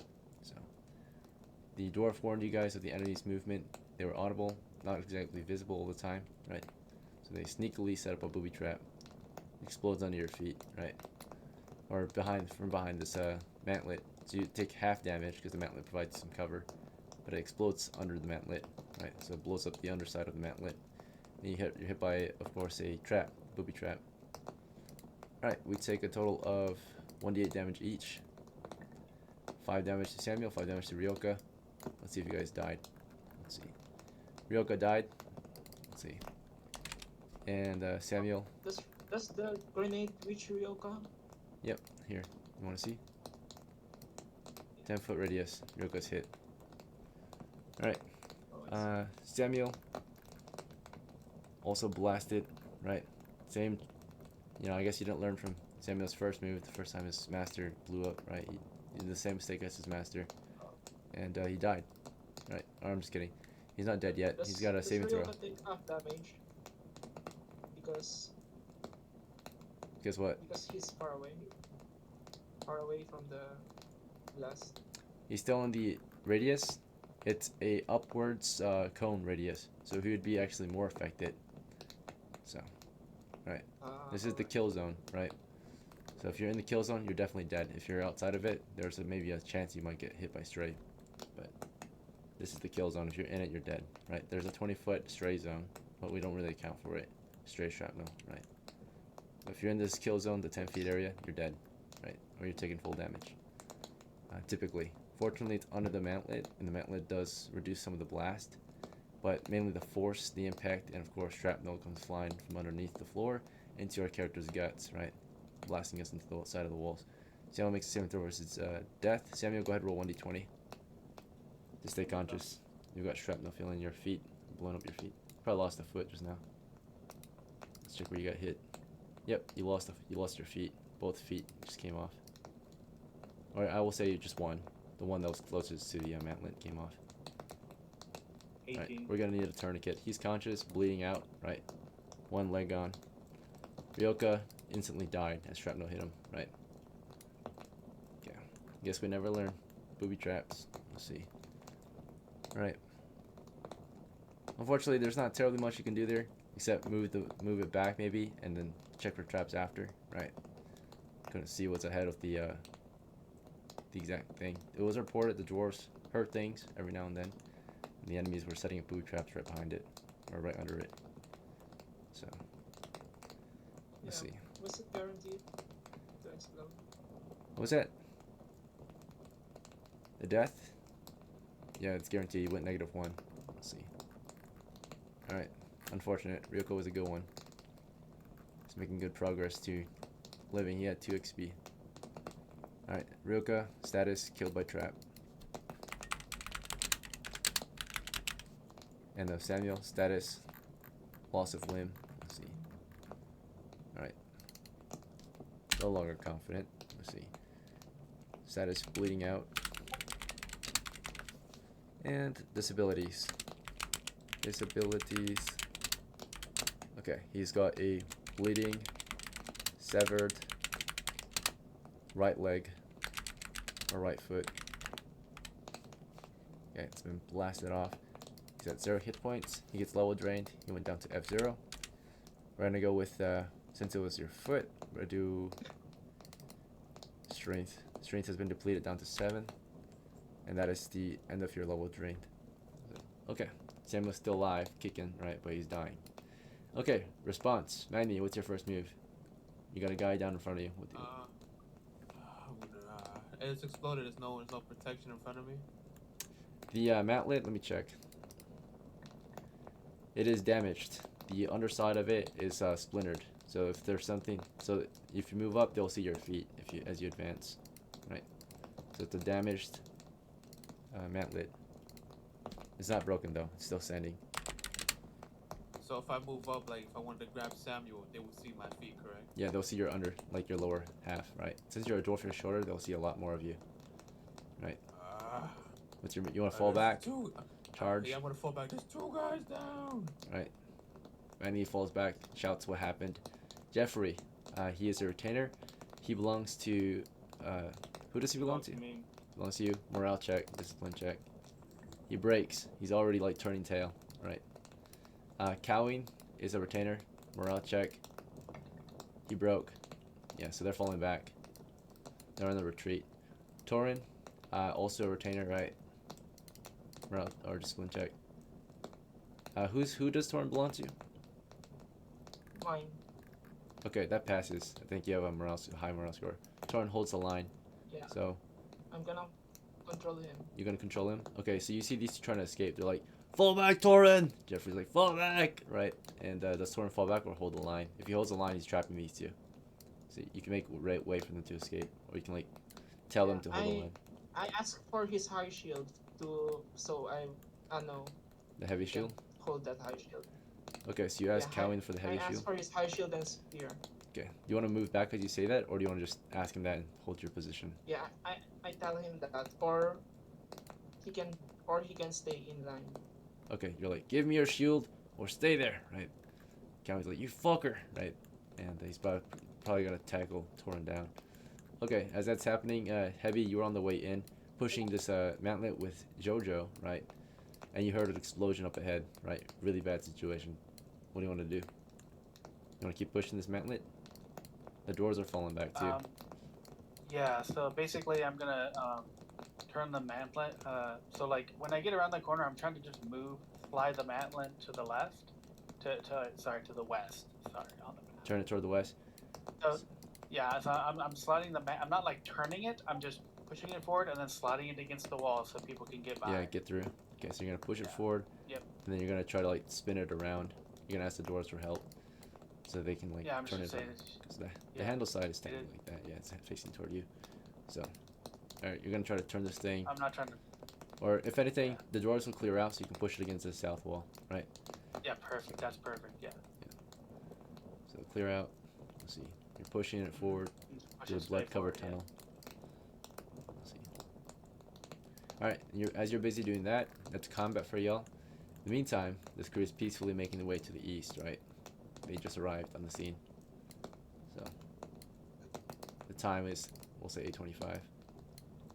Just short jogged over to the cave entrance.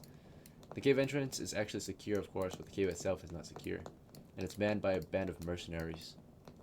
We have a total of 17 mercenaries here. Okay. I'll put them on the board. Bad.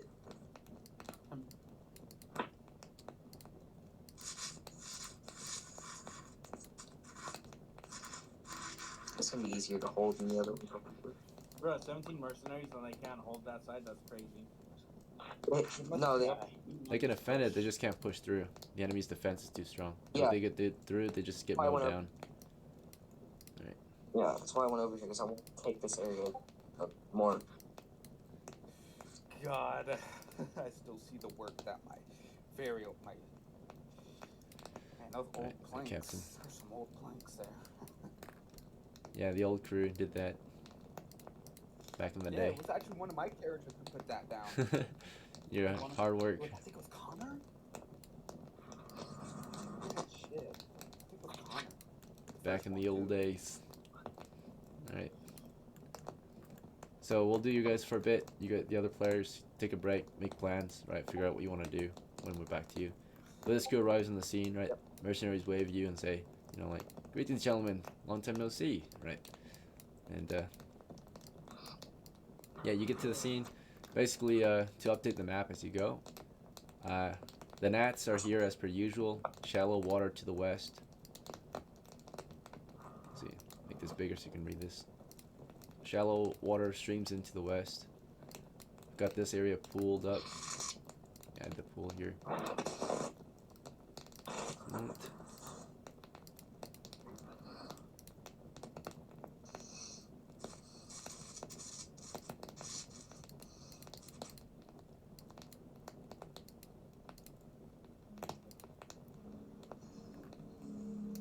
Talk to her. Jesus.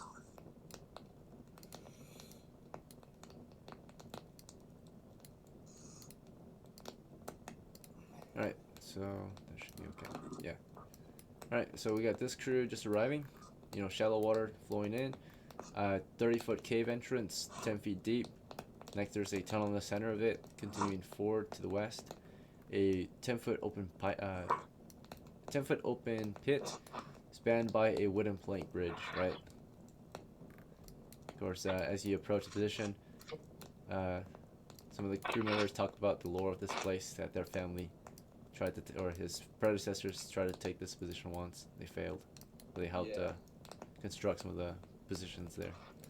Alright, what do you guys want to do on arrival? Yeah. The old eastern cave entrance. We did take it once at one point. We did win, but we lost it again. I don't think we ever took it, actually. It's that death tunnel pushed us out. Yeah, the one to the south. Let's see. Alright. How do you guys want to proceed? The only way forward is west, it looks like, unless you want to try something else up here. Let's do it. Forward. Alright, forward march. You guys make your way in and begin exploration of the cave. Let's see. I'm gonna check if it's clear. May I switch out my rods? Where am I? There. Your arming sword? My yeah, my arming sword with a sling. Sling instead? Okay. Yeah, that's more useful in this case. Your medieval handgun. Okay. Let's see. You advance through the cave. Let's see. Alright. First thing you see as you make your way in is the 10-foot pit. Let me check if the status is the same. Alright. Careful observation. Clear. The next areas are clear. Skeletal, 3 skeletal remains. Alright, not clear to the south. Special. Damn. 3 skeletal remain. Alright. Yeah, 3 skeletal remains up ahead. And yeah, you're advancing on the position.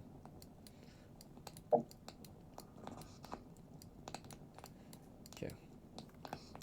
The only way forward is west, right? But otherwise it's clear so far. As you get to the end of the tunnel, your torchlight reveals more of the cave. Let's make sure it's clear, so you map it out as you go, right? further in, you can see up ahead another open pit spanned by a bridge. And as you advance, we see. Let's see. We receive. We don't receive, but we see something standing over there. Something in the shadows, just standing upright. They look strange. They look like they're man-sized, just hanging out in the tunnel, right? They're just standing around. But they look lifeless almost. They're just standing there. Man-sized figures, openly standing, and very scrawny, right? They're up in the shadows. I'll put their position like on the board. Let's see. It's fine, it's skeletons. Skeletons are undead. I have a bludgeoning weapon. Right. Okay. So there's only a few of them. Let me check the numbers real quick. A few is too many.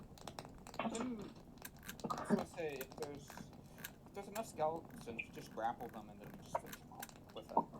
I don't have a blunt weapon, I have a spear. I have a blunt one. I can just. You see 4 of them up ahead, just hanging out.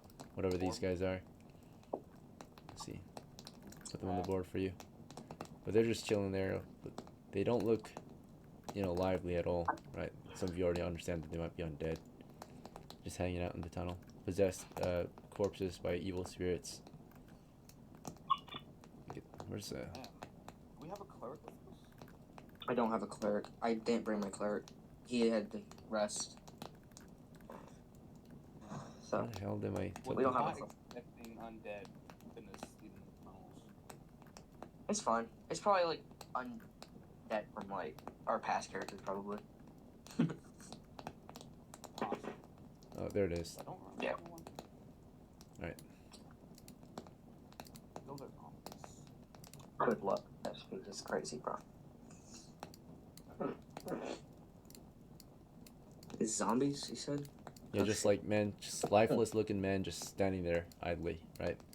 3 sets of skeletal remains here, and another set of skeletal remains toward the south that Jean can see around the corner. For that position, we've got, let's see, what does it say? Okay, there it is. Probably back out. There's definitely a lot of undead. We got about a dozen or so skeletal remains to the south. They're not alive, they're just bones, bone pile. The skulls are visible. Right. Okay, what's your move reaction to this? We want to back out slowly. Back out? Okay. Give up the position already? Back out. No, we're not ready for this kind of fight. No, there's undead in there. Yeah, cleric. we're gonna come back there next with my cleric. I guess you guys were scouts. No, push it, honestly, push it, bro. Don't be pushy. You're not there, I'm Effa. not pushing that. Sorry, brother. Forward. Let's see. Same words coming from a wise Alright. man. Back to this crew over here. We're in the Grenades, combat. actually. Second round of combat. Okay, so we're gonna probably resolve your guys' combat before we continue any further with the game. So, let's see. To resolve the combat situation, yeah, most of the guys were trying to fall out, right? They were trying to back out. Manny, you know, was telling the crew, you know, 2 down, right? Crossbow aimed, and he's aiming it, you know, through the hole, and basically, as he's holding that position, I think, yeah, something like, let's see what they got in the reserves, right? Yeah, Rio control it, right? Add their numbers. 1, 2, 3, 4.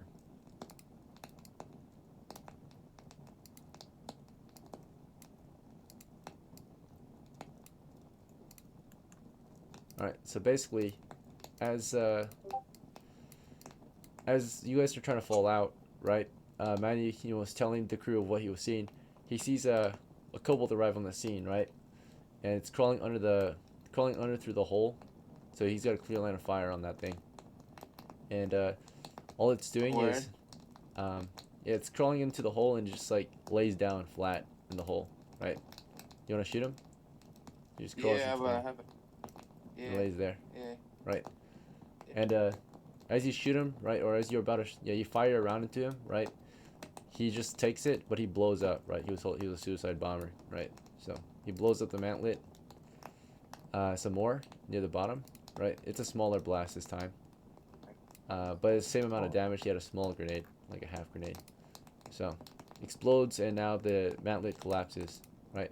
So as it collapses, no longer damaged, but collapsed, blew up the framework at the bottom. That opens you guys up, right, to enemy fire. So as you shoot him dead, it was just a decoy, right? He blows up the mantlet, which collapses the mantlet. So we lost this mantlet. Right, it's destroyed. So now, just delete this, basically. Got broken or destroyed mantlet. It blows up, just collapses on its flat against the floor. So just note that we've got basically wood scraps here now. Things are going south pretty quick for your team. Wood scraps. And as that thing collapses, Samuel then, right? what was that? Yeah, Samuel. That does kill Samuel actually. There, Samuel's bleeding out. That second one crawling through with a suicide bomb. Magni shot him dead. He falls dead. Of course, he just took it and then blows up. And then Samuel's nearby enough. His body's just filled with more shrapnel. I'll be taking over Jeffrey. Yeah, you're completely gonna be. Oh yeah, Jeffrey now. He can't be Jeffrey because he broke morale. Do you have another character in the game, or was that your only guy? Well, I mean, wouldn't I take over him since Samuel's dead? Yeah, only if he's within morale. So if he gets his morale back, you can play as him. But currently he broke morale, so you can't play as him yet until his morale's recovered, right? So until he gets his safety, you can't play it, or you can't make his decisions, right? Because currently he broke discipline, so he's not willing to keep going, right? Until he gets morale back. So anyway, yeah, that thing blows up, and we're lit up by enemy positions to the south, right? Yeah, I'm dead. These torches are blasted. They shouldn't be lighting anymore. Maybe like they've been hit pretty hard by grenade blasts. They're still providing some torchlight, like half the radius. Okay, but from the darkness, the enemies are firing at us. They had a firing line, right? So they're just waiting for that to happen. So it's their defense. So they began firing. Magni called out the enemy positions. We're trying to retreat. Toren holds the point, right? Therefore, KOWINE and Jeffrey. KOWINE tries to shove Toren back, right? Let me see if that worked out for him. Okay, KOWINE scored. Let's see. KOWINE scored a pass. Toren, did you want to resist his push? He's trying to shove you out of the way. He's like, get the fuck out of the way. Right? No. You didn't resist? No. So he slams you forward. The dwarf gets pushed forward. HEBI can't push the mantlet in that moment because, you know, the dwarf, it's like he staggers back. He just makes room. He feels Toren pushed against him. Right, shoved. KOWINE steps out of the way. Jerry's trying to get out of there. Enemies fire. Magni's lit up. Total amount of shots I was able to fire through the line. They had a line of fire. So. Okay, they were able to shoot off. They tried their best to get as many guys up there as possible with slings, so they can shoot off as many rounds as possible. Let's see. So I'm gonna say 1, 2, 3 on Jeffrey, maybe 4, 5. Yeah, 5 on Jeffrey. 1, 2, 3, 4, 5 on Magni. Oh, this one's not shooting Magni. 3 on Magni. No, actually, only these guys here. So we'll do 3 on Jeffrey, 4 on Magni. They light the position up. You pushed out with the crew. Now you're getting lit up because they're not falling back. So. Alright, so Jeffrey's hit multiple times in the rear. I don't think he can survive that. 2 were at least hits. Maybe the 7th to hit 2. Let me check his armor. Hopefully he can survive it. He's on the retreat though. He's a new guy on the team. And he broke immediately. Let's see. With what just happened. Captain gets blown up. Alright, yeah, he's hit 3 times. Let's see. Enemy fire, total damage 3d4. Or 3d2, sorry. 2, 2, and 2. 6 damage total. Jeffrey's out. He gets lit up, right? First stone hits him in the back. Second one hit him in the waist. Another one hits him right through the spine, right? He's lit up and killed. Magni gets lit up, right? Here comes his enemy fire. 4 shots. 1 at 20. 14. 2 hits. 1's doubled. Okay. Total damage is 6 damage. I'm dead. Yeah. Okay. Alright. Sorry, Magni. You pushed out the crew. You knew the risk you took. And you died for it. Right. Let's see. GG's. Thanks for playing. I'll see you at the next one. Have a good night. Let's see. And yeah, unfortunately, same thing, Alpha. Sorry, brother. You can sit in and watch how it ends, but you lost your character for this run. It went south pretty quick, sadly. I think yeah, it's unfortunate.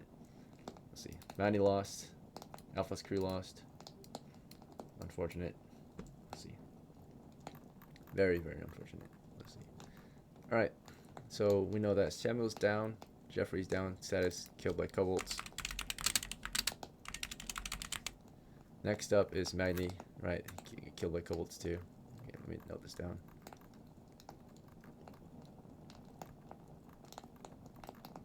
Alright, this is when reinforcements would be helpful. Let's see. Once you actually lose some men. Carm. Or Tim. There you are. Okay. Killed by KOBOLDS. Unfortunate. Let's just hope that we don't give up our position to these KOBOLDS. We can at least hold them off. KOBOLDS. But they're trying to retake the point.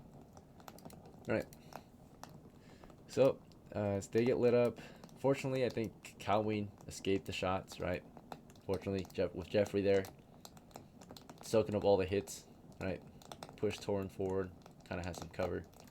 Yeah, CAUWINE at least survives this for now, unless, yeah. All right, and then HEBI for this comment round is they were trying to push out, and you were pushing the MANTLET forward, but the thing is the DWARF was in the way, so you like it's in the way, and you're not able to move the MANTLET forward. What are you gonna do instead?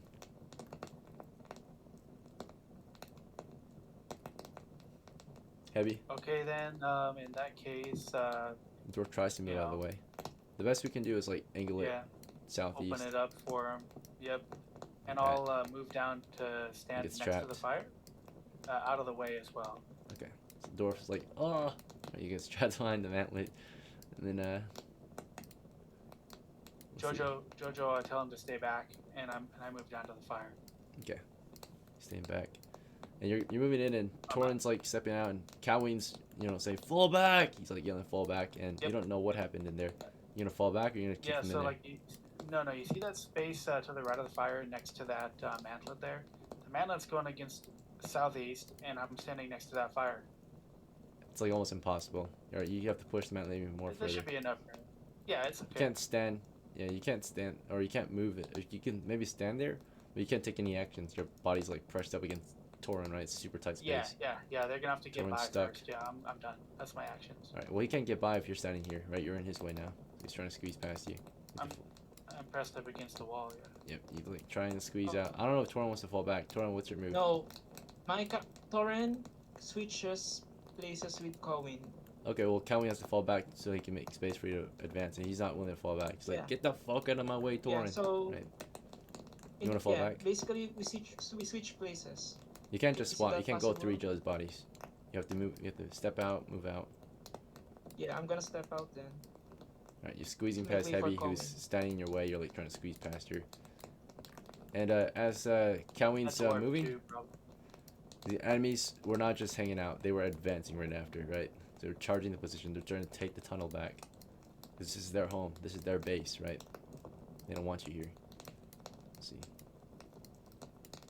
So they're not telling you that they're gonna rear-end us, but they're gonna rear-end us. Can CAUWINE and TOREN squeeze through each other?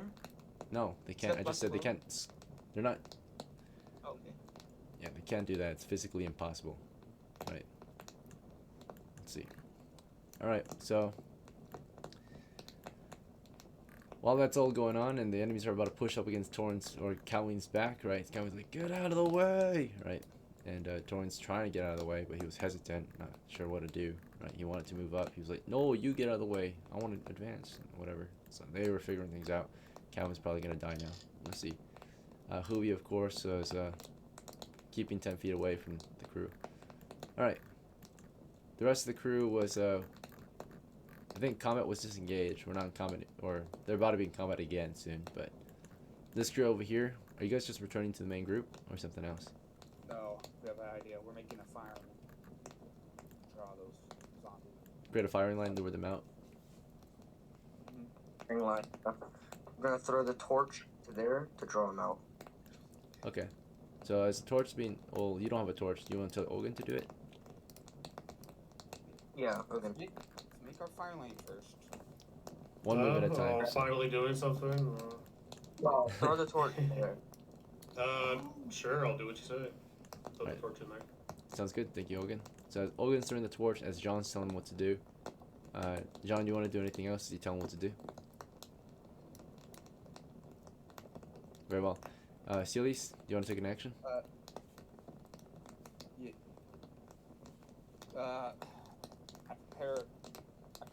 I get into firing line.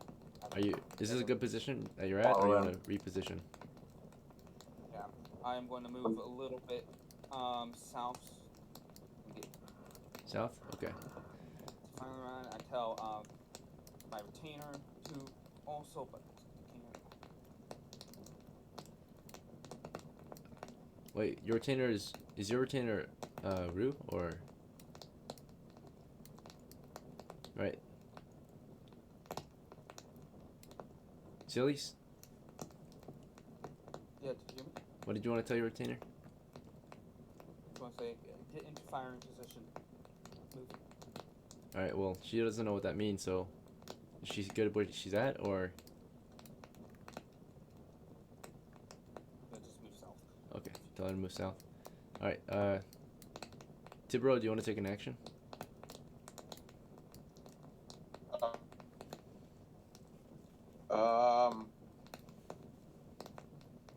Just hanging with the crew. Do you want to move to the front, maybe? You know, on guard. What's that? Into a middle. You want to get to the front? Yeah, I line? got sword and shield at the ready. Yeah, would you like to move to the front, or do you want to stay back in the back? So you have shield and sword and shield. Alright, I'll go to the front. Probably get killed, but It might, yeah. Alright, so frontliners, if you want, you can crouch so that the shooters can fire overhead. And then Ogan threw a Being torch on in there. back, I had to. Okay. Ogan, direct throw can be up to 30 feet. You want to throw your torch 30 feet? Sure. Okay. So direct throw, it's not an arch throw. You can't arch throw in a dungeon unless it's tall enough. 10, 20, 30. Right. Radius is reduced by 50% as it lands on the ground. Okay. Detached. We already saw what's in there. Yeah. So, lands on the floor. Can't hide it now. Let's see the reaction. You have no reaction to this, to the torch. Okay. So your crew is formed up, and it looks like, yeah, you're gonna have to send someone in to lure them out or something. We got a firing line, right? RYOU, Ogan, and SILYS create a firing line.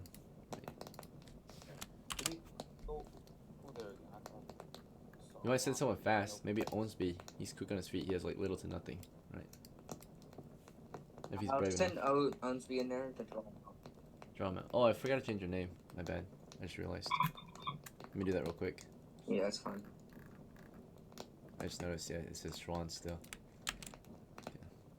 Yeah, if we don't succeed this game, we'll come back next game and I'll bring Schwans. Make him useful, right? He's your cleric, right? So. Let's see. Yeah. Yeah. Okay. Sending OMESBEE in. Let me check his morale, discipline check, or loyalty check. He is willing. He is brave and willing. So you step back, and OMESBEE ready to do his job as a scout or as bait. So you keep your distance for now, right? So that he can, of course, easily withdraw right from the position. He's moving in though. Pretty sure it's a zombie in the light. Right there, yeah. Yeah. All right. In the meantime, back to this crew, right? So they were trying to fall back. What actually ended up happening was the enemies rushed forward, right? They had some in the reserves, but as we were just standing here, right? Remember, we had like a line of fire, but there was another group, right, ready to push up. So we're choked up here. Toren's trying to figure out how to like squeeze past. He's like figuring out if he can go through KOWINE. KOWINE's like, you fucker, right? And he slams Toren forward again. And he fails to push Toren back, but he does feel Toren. Toren, you do feel KOWINE pushing you back. Do you want to back up as he pushes you? Yeah. Okay. This dwarf just like screaming like, they're coming, right? And then a kobold just comes running in, right, with a short fuse grenade. He's just screaming, ah! Right? And boom. Alright. Explodes against KOWINE, right? So he's got like a torch in one hand and a grenade in the other, right? or something like that, right? Explodes against KOWINE. And let's see, damage is a D8. He did 5 to KOWINE, he did 5 to the dwarf. The dwarf is probably dead. Oh, the dwarf survived. The dwarf survived the blast. He's injured badly though. Right, so this dwarf is injured pretty bad. He gets hit into the wall, explosive shrapnel grenade, right? Just blasting. For 1d8, it's a small grenade, small impact grenade. So they only worth 5 coppers apiece. Let's see, but yeah, gunpowder, black powder, explosion. Shrapnel goes flying to the dwarf, takes 5. He only has he's a +1, I think. So it's 8 minus 5, 3 hit points left. And then KOWINE took 5. I think KOWINE died. Let's see, let's check. KOWINE only has, oh, KOWINE's strong. KOWINE has 8. Okay, so he only took 5. So KOWINE's alive. KOWINE tanked it. He's like on his knee along with the other dwarf. The dwarves tanked the blast just now from the enemy explosion. And then with that, as that thing exploded, of course, while that thing was exploding, enemies got into a firing line right here. Prepare to fire down the cave, right? So they're moving into position as their little guy, as their little suicide bomber, hit KOWINE and the dwarf mercenary. KOWINE took, again, 5 damage. He's got 3 hits left. Okay, so blasted. TOREN kind of staggered back finally. And HEBI, of course, was trying to push forward. To defend. Alright, you told KOWINE to defend. to defend. You're like, hold your line, right? We'll see if he gets a you're not his employer, but we'll see if he how he reacts to that. Okay, he's not certain, right? He's probably pissed off so bad. Alright, for his morale, it'd be based, I guess, since you're taking command. Let's see.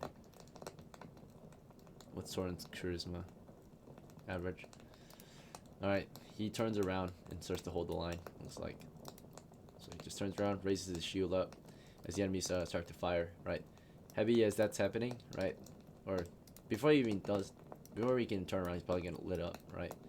So after he got blasted, right? HEBI, of course, was the whole time trying to step toward the south, but there's not a lot of space here. This dwarf is like, let me out, let me out, and you know, JOJO just yeah. What's your next move, HEBI, for that round? While they got blasted, what were you doing?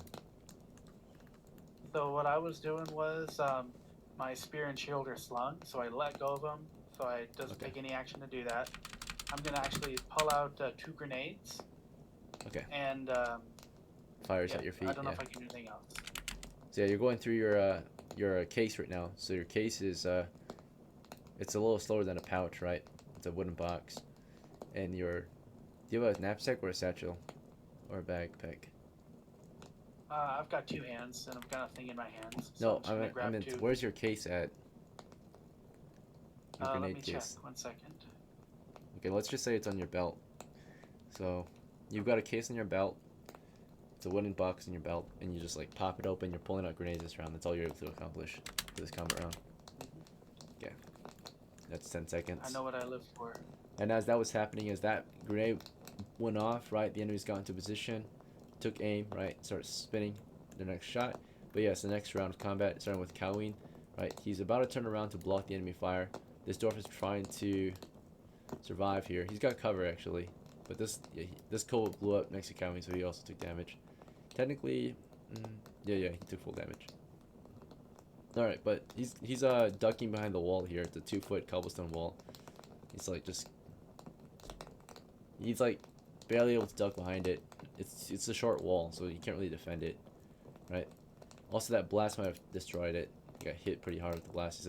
It's a weak cobblestone wall, so it's got a chance to get damaged or break. Okay, so it is damaged. So it's scuffed up and scratched. Cobblestone wall, just stacked cobblestone. That's it. It's like not even glued. It's a makeshift cobblestone wall. So 2-foot damaged cobblestone wall. They're more like rubble walls, actually. Yeah. All it is like rubble wall. Why do we gotta use so much gunpowder in the game? It's siege warfare, I guess, right? It's cheap, effective. Let's see. Alright, at least in this game. So it's pretty effective. And they're in the caves. A lot of gunpowder can be produced by the saltpeter that they can produce down in the caves, right? From pissing and shitting all the time. Let's see. Alright. Bat shit. Alright. So yeah, explodes there. And I think that's it for that. Okay, yeah, so CAUWINE was trying to turn around. He's declaring his action, turn around, block. Heavy, your round 2 action. You gonna light the grenades or something else? Question to DM. Am I able to put both Wait. hands in that Before you fire? ask a question, question could be thinking. So if you, it's combat right now. Okay, I'm not So if thinking. I What answer I your do is question. I light both grenades and I throw them both at the same time over the wall. Right. Yep. You're decisive. You light the grenades, and then you're gonna chuck them. Right. So at the start of the round, you're lighting them. Both at the Middle of the same round, time. you're chucking them at the same time. Right. One in each hand. Okay. As that's happening, TOREN is just doing what at this point? Toren will give way for JOJO, and that's all. Okay, step out of the way. Then JOJO was told to stay there, so he's just staying there. Okay. HOOVY is just keeping his distance. Alright, so what actually happens this round is we'll start with missiles as CAUWINE's turning around, as this dwarf is staying behind cover at the moment, hands over his head, scared for his life. Right. HEBI is lighting up the grenades. The enemy don't just stand there, they're firing. So they're firing right now. And probably gonna send another suicide bomber in. Let's see, as they're firing. Yeah, we have movement coming in, but the movement's happening right after the firing. So they're firing first, then we got some movement. We got movement of our own crew. So here comes 4 more rounds. 2 on CAUWINE, 2 on HEBI. Right, they're firing over the 2-foot pile of rubble right here. There's a clear line. This is a 2-foot damaged rubble wall. This is just 1 feet of rubble. Right. Rubble pile. So okay, grenades are being lit as they're firing in position. Right. Let's see. That will stun you, by the way, if they hit you. Let's see. If you shoot an enemy that's throwing a grenade, they're gonna drop their grenade typically. Right. That's how you counter grenades. Let's see. You shoot them before they can throw them. Right. Are you rolling for CAUWINE first or for me first? CAUWINE first. CAUWINE is hit once, 1 miss before he turns around. He takes 1d2 damage. He has lots of armor. The CAUWINE 18. has lots of armor. Okay, we'll check. Maybe the 18 didn't hit then. Alright, so CAUWINE's got heavy. Yeah, heavy gear right here. That was an 18 to hit. It's a rear end attack. So small attacker as well. So that 18 became a 22, 26. Alright. And then of course against his armor class, this is all doubled. So 2, 4, 6, 8. Shield doesn't help in this case as he's turning around. So 8. Yeah, he's hit. Took a total of 1 damage. He's 2 hit points left. Right. He managed to turn around. Maybe he'll do a counter attack, right, in a moment. But as he was turning around, these 2 shot at HEBI, who was in the middle of lighting the grenades. Let's see if they can land a hit.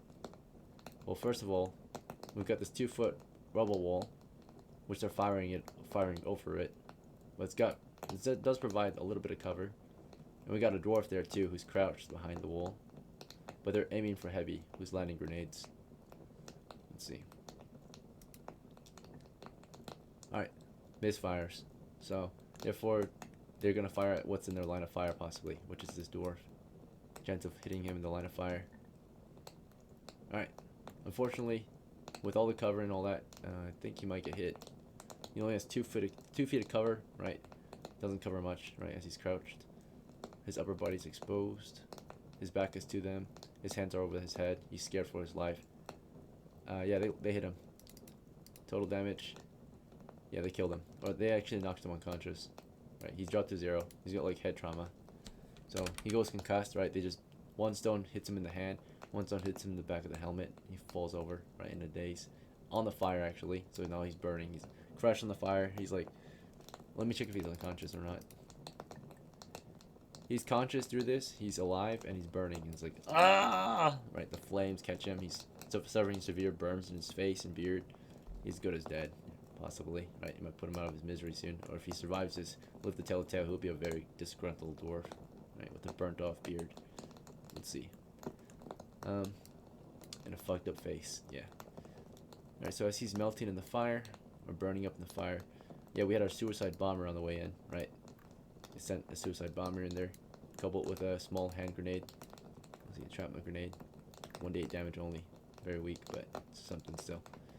And of course, KOWINE turned around to counter the attack, and before he can close in, KOWINE can launch a shot on him, right? He sees him running in, open, point blank fires his latchet into him, and missed the shot. Possible lineup from behind.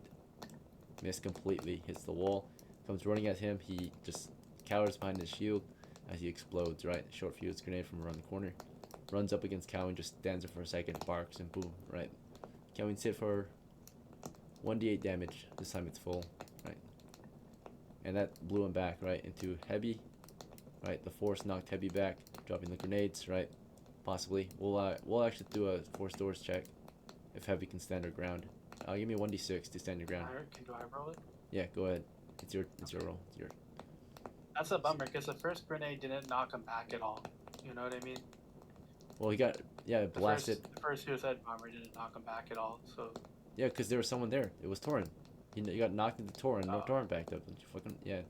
TOREN got trying to get fucking in the hit. dice rolls, but it's not working for me. Hang on. He got blasted into TOREN, and TOREN was Is it able a to. 1d6? Yeah, 1d6.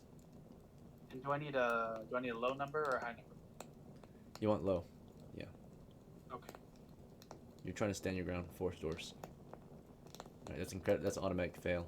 So 6 is automatic fail. Alright. Can I use my choice reroll here? You can't. You only can roll your choice rerolls on your own character, right? So KOWINE's blasted into HEBI explosion. Yeah. So yeah. Can I did. Can I use my choice reroll on hitting the enemy again? You're not KOWINE. You're TOREN. Oh. Yeah. Also, there was a guy that I did say earlier, like last session, that I did invite a guy, but he had left the server in the past, and I invited him back in. Did he play again? So can I use my reroll? He did, yeah. What's his name? So can I use my reroll now then? Let me go and take a look at my direct messages and tell you here. Second. So you only get the rerolls if that player plays through a game, right? He did. He did play through a game. Yeah. Who was it? Tim back to the server. Yeah, Tim actually. Oh, it's Tim. Okay. Very well. Yeah, you can use so I'm gonna try it. your reroll on yourself, right? If you have to roll something. Yeah. Yeah, so you're rolling a force doors check to stand your ground. Do not drop these grenades. Roll 1d6. Dear God, let this work. Relying on pure luck right now instead of skill. See if the gods favor me. Hopefully. You got a 2? Alright, what's your strength? I think, let me look, 1 sec. It is, 9, so no penalty. Pass. Alright, you need a 1 or 2 to pass. So you get hit by the blast, you're able to stand your ground, right? And hold on to those grenades and chuck them, right? So you lit them, KOWINE gets blasted into you, you can get staggered for a second, and you throw the grenades at the last second at the end of the round, so that means they blow up halfway through your throw, right? That's how it is, right? So you're staggered, right? You're intercepted. They intercepted you with what they just did. It gets blasted. Your throw was you went at 30 feet. Yep. So it blew up at 15 feet. So it blows up right here, right midair. Okay, So and there were 2 of them, so I threw both with both hands. Yeah. All right. So naturally, did you throw at the same time, both of them, or did you throw one at a time, right? Or same time? Did you throw both? Yeah. At the same time, you throw half as far. It's not as effective, right? As if you were to just throw one at a time. So. Yeah, I'm throwing them a little, two-handed, so. Two-handed. Throwing them as hard as you can. So in that case, it's 7 feet. You get them 7 feet forward. So, 5, 7. Each of them get it's half if you're throwing at the same time. So, okay, it's a 10-foot radius. So it's 7 feet from you. 10-foot radius. He didn't say 7 feet. He said 15. He got half because he threw the grenades at the. He I did. know Remember, if you do a 2 if I have 2 weapon. baseballs in my hand, I can throw them 30 feet with both hands. I know that for a fact. It's a direct throw. It's not an arch throw. So you're throwing it forward, right? Not into the ceiling. Okay. And it's. There's no walls there. The walls are like 2 feet tall, so they're going over the wall. They're blowing up halfway, right? So. Okay. direct throw in the tunnel can only be thrown forward. Okay. You already had half the distance because of the timing, right? They blow up half the distance because of the timing. Okay. Second. I don't know why they're going.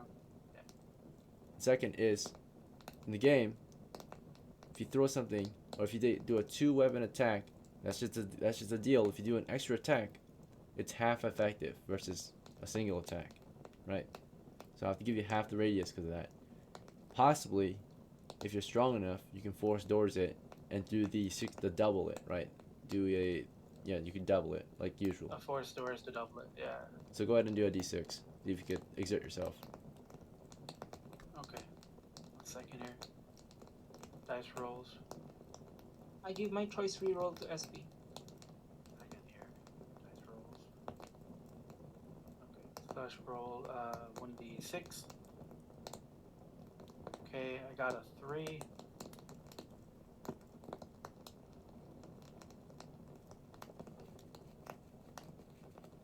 So again, your choice rolls, your rerolls are not typically able to be transferred. It's for that player character only. You only can use it for your PC. You can't transfer your benefits. Let's see. This benefits only benefit one character. It's that player's character. Alright. So you scored a 3, and what else? That was it, right? Yeah, this is force doors You want me check. to roll 1 for each of them? No, it's just force doors once. Yeah, it's just your strength to exert. So, alright. So yeah, you won't die, at the very least, right? You already have, you already have some leeway, and so at the very least, they'll blow up there, and you're not affected at the very least, right? So it's already a bad situation, right? So we'll have to take what we can get, right? Yeah. So at least you don't die. At least it doesn't blow up at your feet. Okay. So you threw the grenades. They launched their stones at us, right? And of course, they did. I mean, on their side, they're trying to. When they're talking to their DM, possibly they're telling the DM they want to shoot that grenadier before that grenadier is able to even have a chance to throw the grenade, right? So that's on their side. So they. Yeah, that makes sense. Yeah, they like say there's no way, right, that we 4 can't do that, right? We should have the big advantage here. They did, Yeah. right? Yeah, So we all want the advantage. It makes sense. it's them against you, right? And they're not trying to lose, so you have to be fair on both sides, right? At least for the rules. We'll see. Okay, so anyways, it blows up between the 2 crews, right? They don't die, you don't die. And with that, we'll go into the next combat round. CAUWINE's down. The dwarf is dead for sure. Jeffrey's dead. All of these guys are dead. Heavy, are you gonna retreat or are you gonna hold the line or something else? I'm gonna rotate the mantlet, Pull it. so it points towards the west. So you're pulling it, yeah, northwest, or you want Pulling it you back want it, and then yeah, pull rotating it back. and then rotating. Because you want it to face to the west, right? Okay. Yeah, so Yeah, you're so pulling like it from where I am, northeast. I can pull it back and then slide it forward so that it faces to the west. Alright, yeah, so Locks you're it. trying to turn it. Right now you're pulling this end, the right side of it, Mhm. forward, or I meant backwards, right? Trying to turn it. The dwarf is there, right? So And he then might be in the way. opposite side. So you're trying to pull it, and the angle is kind of terrible. Let's see. Toren has to back up. JOJO has to back up. Do any of you guys want to hold the choke? Yeah, my character Toren screams at his lungs. No. Right. Such a bad situation. Alright, so HEBI, she's doing her best to just kind of, because right now as you pull it, you're pulling this side, or it's got the handle, right? The handle goes perpendicular to it. So I pull the handle towards the east, which pulls that my right side up and blocks it off. Yeah. Okay. And then It's got wheels, so yeah. Rotate the You lift the and then handle. I rotate the handle You turn it. to the Okay. south. It's stopped by the other mantlet, as you can tell, right? So you're trying to rotate it, okay. but it's stopped Then I'll the other just mantlet, close and you it. got this I'll fucking just have dwarf to in the way. close it. So what happens is Yeah, I'll just the close dwarf it. tells you to get back so you can push the mantlet, right? Let's see, and then you can maybe move it Okay. after. So you kind of step back, you put and hold the handle. You're holding the handle, right? So you can push it forward. He's able to push it like that, right? And you're still holding the handle. And then with that, you can start turning it like this, right? Yep. So you kind of forcibly turn it. And the dwarf is helping as best he can. But while that's all happening, we're under fire, right? From the east, from the west. 4 against, I'm not gonna tell you their exact positions because you can't even see them. But overall, they're gonna get 4 rounds off of on us, or more than 4 rounds possibly. Okay, 2 on you, 2 on him. What's your armor? Are you wearing good armor? I have I hope you are. heavy gambeson, heavy helmet. My shield is dangling, and I have no penalty to my dex. Nice. So I think you have that's a penalty. probably a hit. Heavy's at 8. Okay, yeah, it's a hit. He You got at a least take 17, yeah. the 13, the 17 on you, the 15, the 7 on the dwarf. So, as you're in the middle of turning this thing, you're getting lit up. You're like, stones are bouncing off of you. You should be able to tank it. Let's see. Alright, you took a total of 4 damage, and you get the job kind of done, right? You're like staggered. And he's doing his best to stand. They're firing over the rubble wall into him too. And they created, of course, a firing line. That's why they're able to fire 2 at a time on each of you. And then they're going to do another row of fire in a second. But the dwarf was lit up too. Let's see if he got hit once at least. He took 1 damage. He's at a total of 9 hit points. He's at 8 left. Alright, and then you, of course, have already been hit. You took 4 damage. So at this point, if you want to keep pulling it, you're going to have to suffer another round of fire in a second, or you can just immediately drop the handle and back up into cover. Are you willing to keep pulling, or do you want to I'm back not up? abandoning this dwarf. Even if it costs me my life, I will complete the mission. Okay, you hold the handle so you try can and push it. Yeah. I'm trying to pulling. turn it, yep, so he can get out and Yeah. he'll live, hopefully. Okay, I'm going to give you an initiative check to see if you can at least pull it back and he can push it forward before the next round of fire happens, right? Which happens 5 seconds into the same round, right? Because the first round they fire, duck, and the second round fires halfway and then ducks and reloads. Yep. So the next round can do the same, right? Alright, so basically, because they created that firing stack, right? Let's see if you can do it faster. Give me a d6. Beat a 5. Couldn't. Okay, got it too. So they get 1 more chance to shoot you dead. 1 hit, 1 miss. The one that hit you, let's hope for 1 damage. 1 damage. You're still alive, right? You're on death's door, right? Still in there. That's heroic right there. Right, so you tank the hit, you hold the line, right? You get hit again despite all the damage you're suffering. Bullet in the knee, bullet in the shoulder, bullet in the side, right? Bleeding out almost, right? Let's see. The dwarf is also targeted. He's hit once. Takes 2 damage. And you successfully turn this thing. Right? So,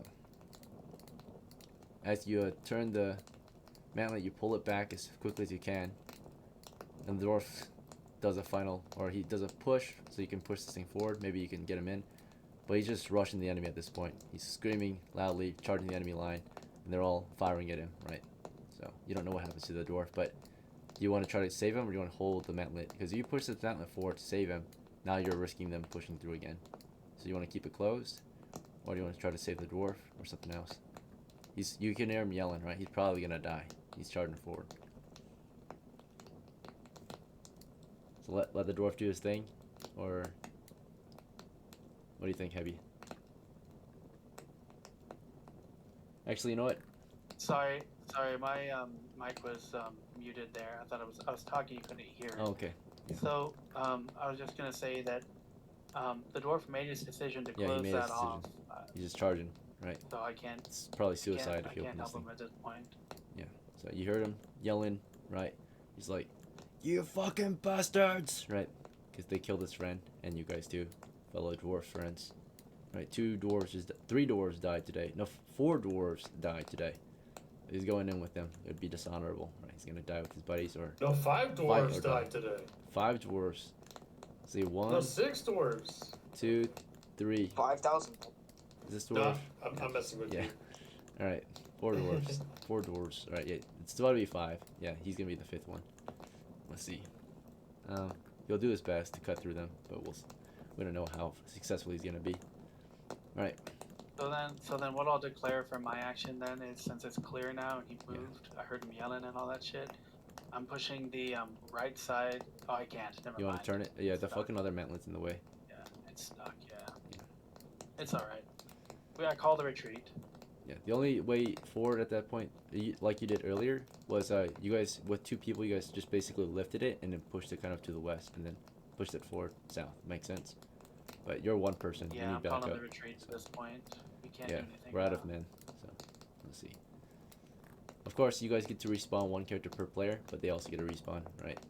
Like their group as well. So that's just that's how the only way it's fair. So, Yeah. Toren Let's and see. SP plans to go to the East Cape too. we're gonna have a halftime break. In the halftime break, the goal is the guys who died, you're welcome to take your leave. But the guys who haven't died, the other group, you guys will be able to maybe finish the last half of the game, maybe take revenge, or retake the position before we end the session. Because if we don't retake the position, we lose all that loot, right, and all those characters' gear. So if we can't retake it within the next hour. Right, give me or take a 5-minute break, gentlemen. We're at halftime, so it's Yeah. up to the next crew. They forgot about your turn. Oh no, they're not gonna even help you guys. Then I think the they're moving forgot. west. They're gonna do a different combat. Oh, I thought, It'll be I up thought you to weren't listening. these guys out here.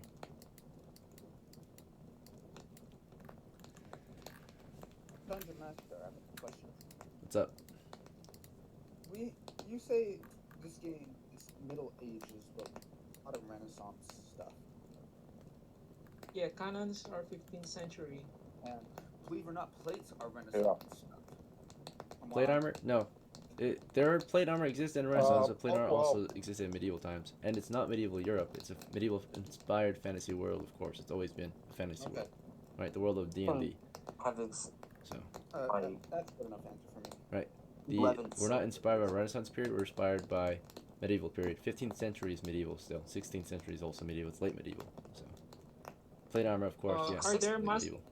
Are there mass production of stuff in your game? Like Yes. With What I magic would and stuff, respond- the available technology. 16th century. At least what's known is Period mass and produced, mainly because adventurers Yeah. demanded it. Guns actually came into existence That's- because players requested it in the past. They were like, can I just make a gun, right, if I know how to make one? That's when guns started existing Yeah. and populating the world, right? Because players But, requested like- it, and now they're here, right?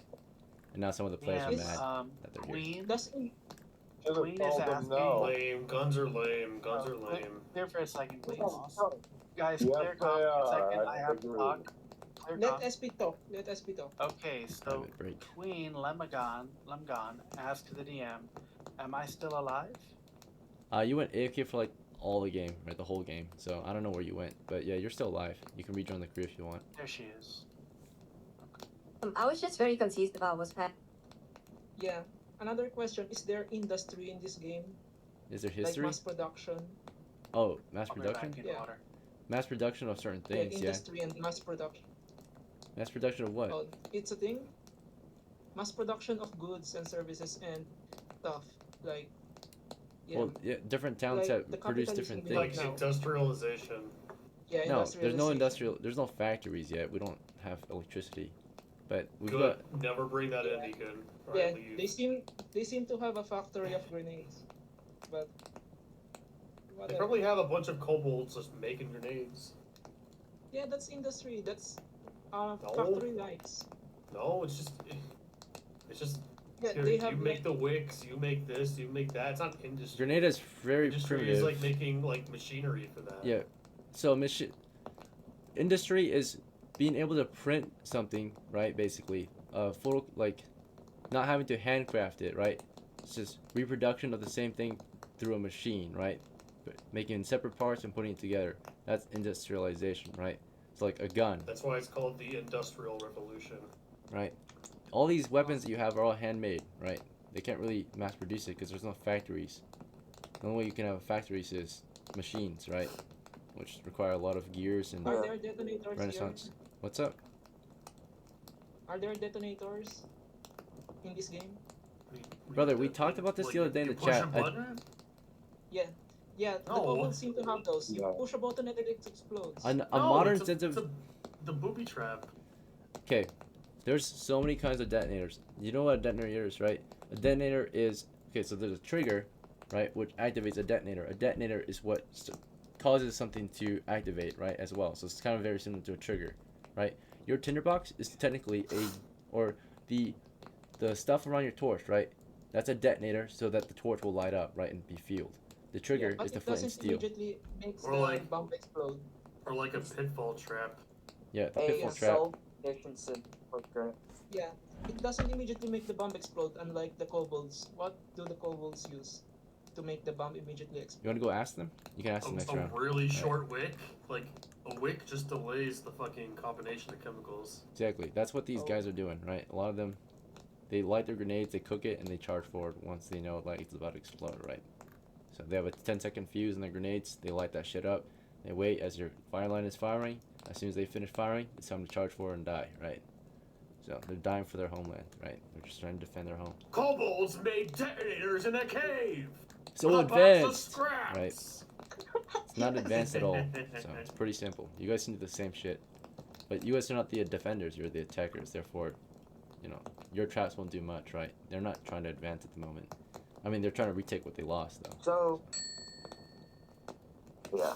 Right. Come up the 16th. I needed to go on a break, but you guys have to be questions, so I'm gonna take a 5-minute break. I'll be back.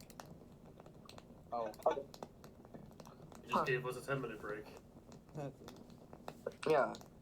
No, but Well, no, like I only have so look at like medieval designs for like multiple shit, and you'll be surprised what people have done. Yeah. Like it's not just because something is like instantaneous doesn't mean it's like advanced. And, Yev, gunpowder is it's like the 10th century or something like that. It's, okay. But yeah. take a look at like how but snares it work, was right? Like a snare trap, like those It things was are a- instantaneous. It wasn't used in Europe in 10th. Yeah, we did just found 50 grenades in the kobolds inventory. So I Same assume thing with there- like. yeah, I same thing, assume there's like a supply, like hundreds and but- millions. But same thing with like a bullet cartridge. Like it's super simple to make a bullet, right?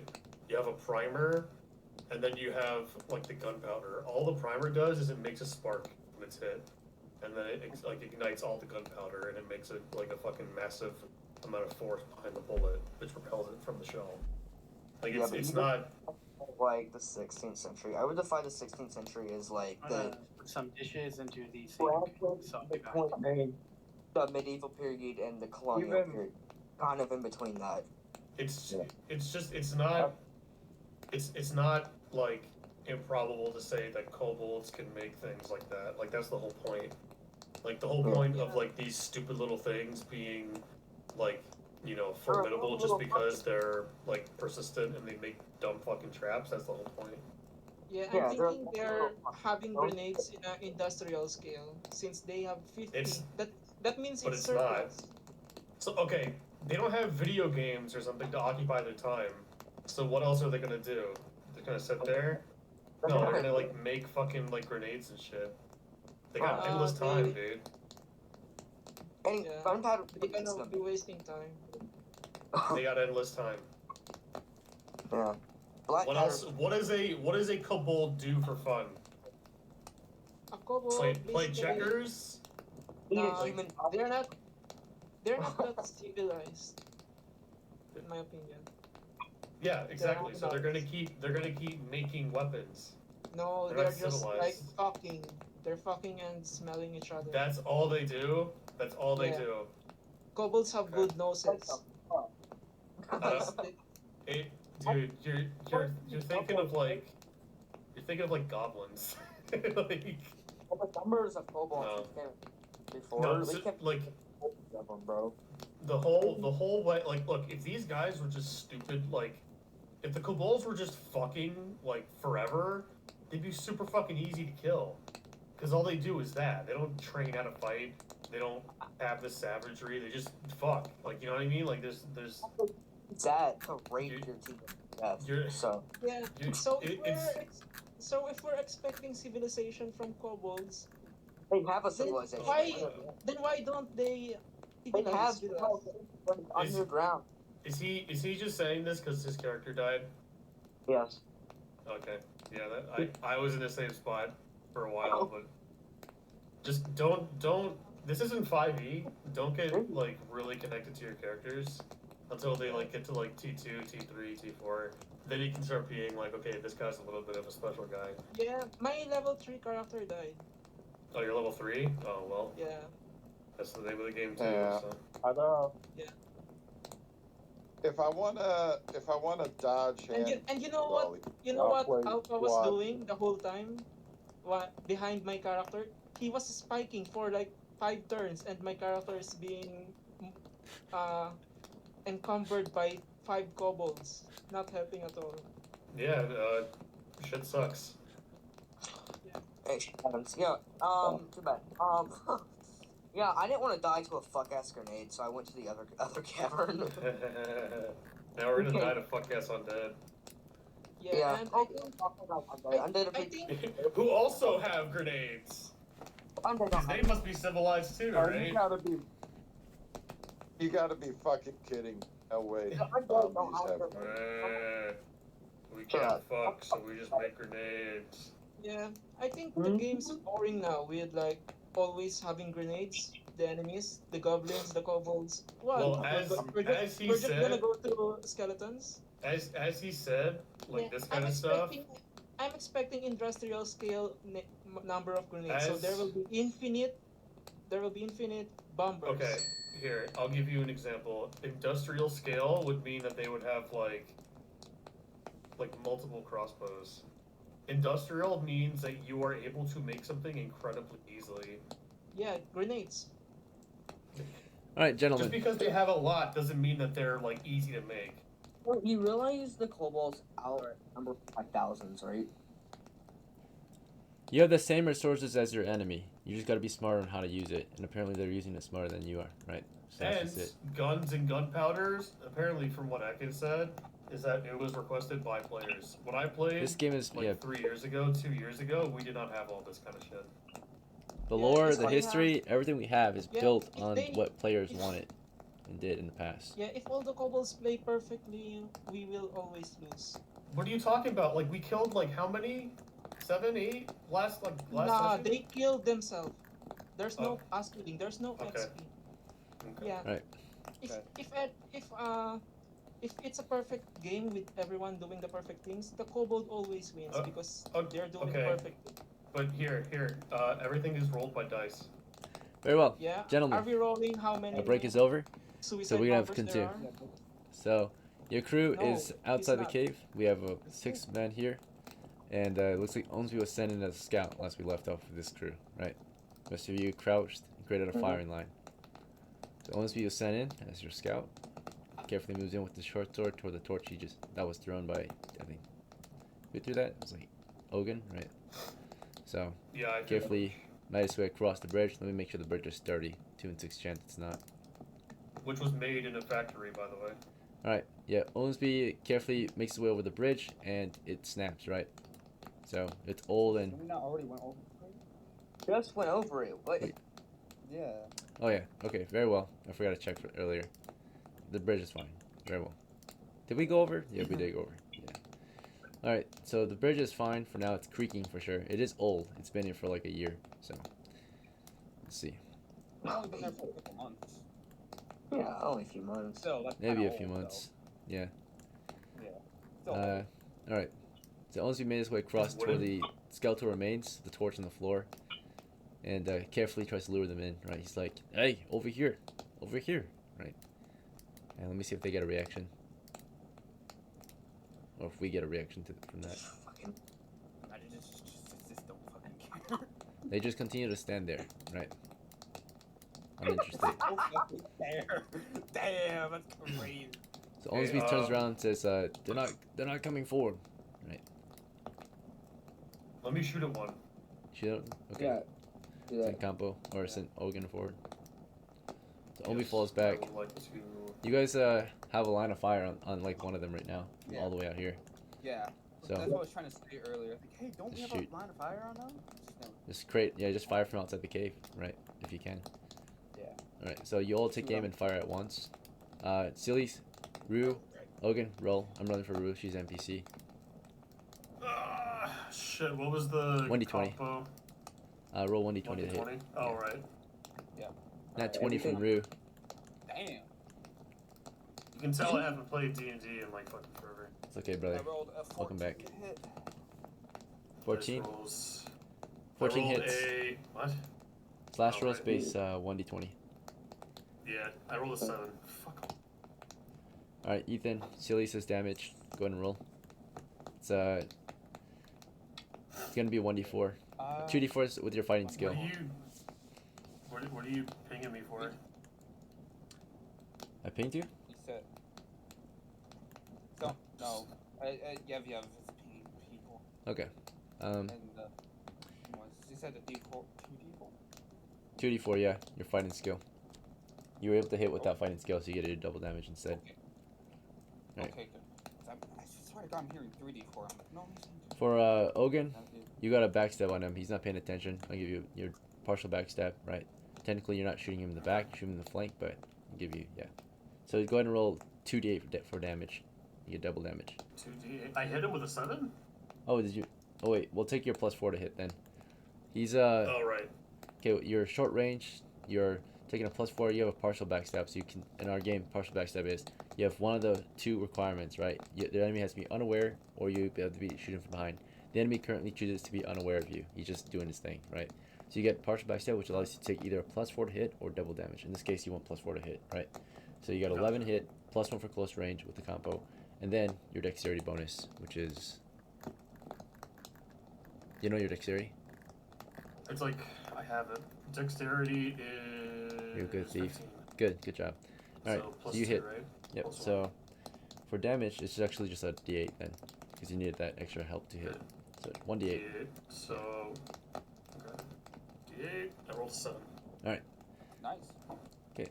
I rolled for damage, 3 damage. 3 damage, 7 damage.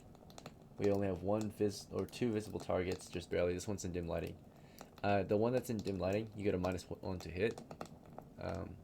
Let's see, Ogan, did you go for the dim lighting guy, or did you go for the clear? No, I went for the closest guy. Okay. And then SILYS, the closest one, or the dim light? I went for the closest one. Okay, and the RYOKA went for the dim light then. She got a nat 20, so she might as well. Alright, so you two deal 10 damage to this guy. Let me check his hit dice. That is an exact kill. You downed him. He's not actually dead, he's downed.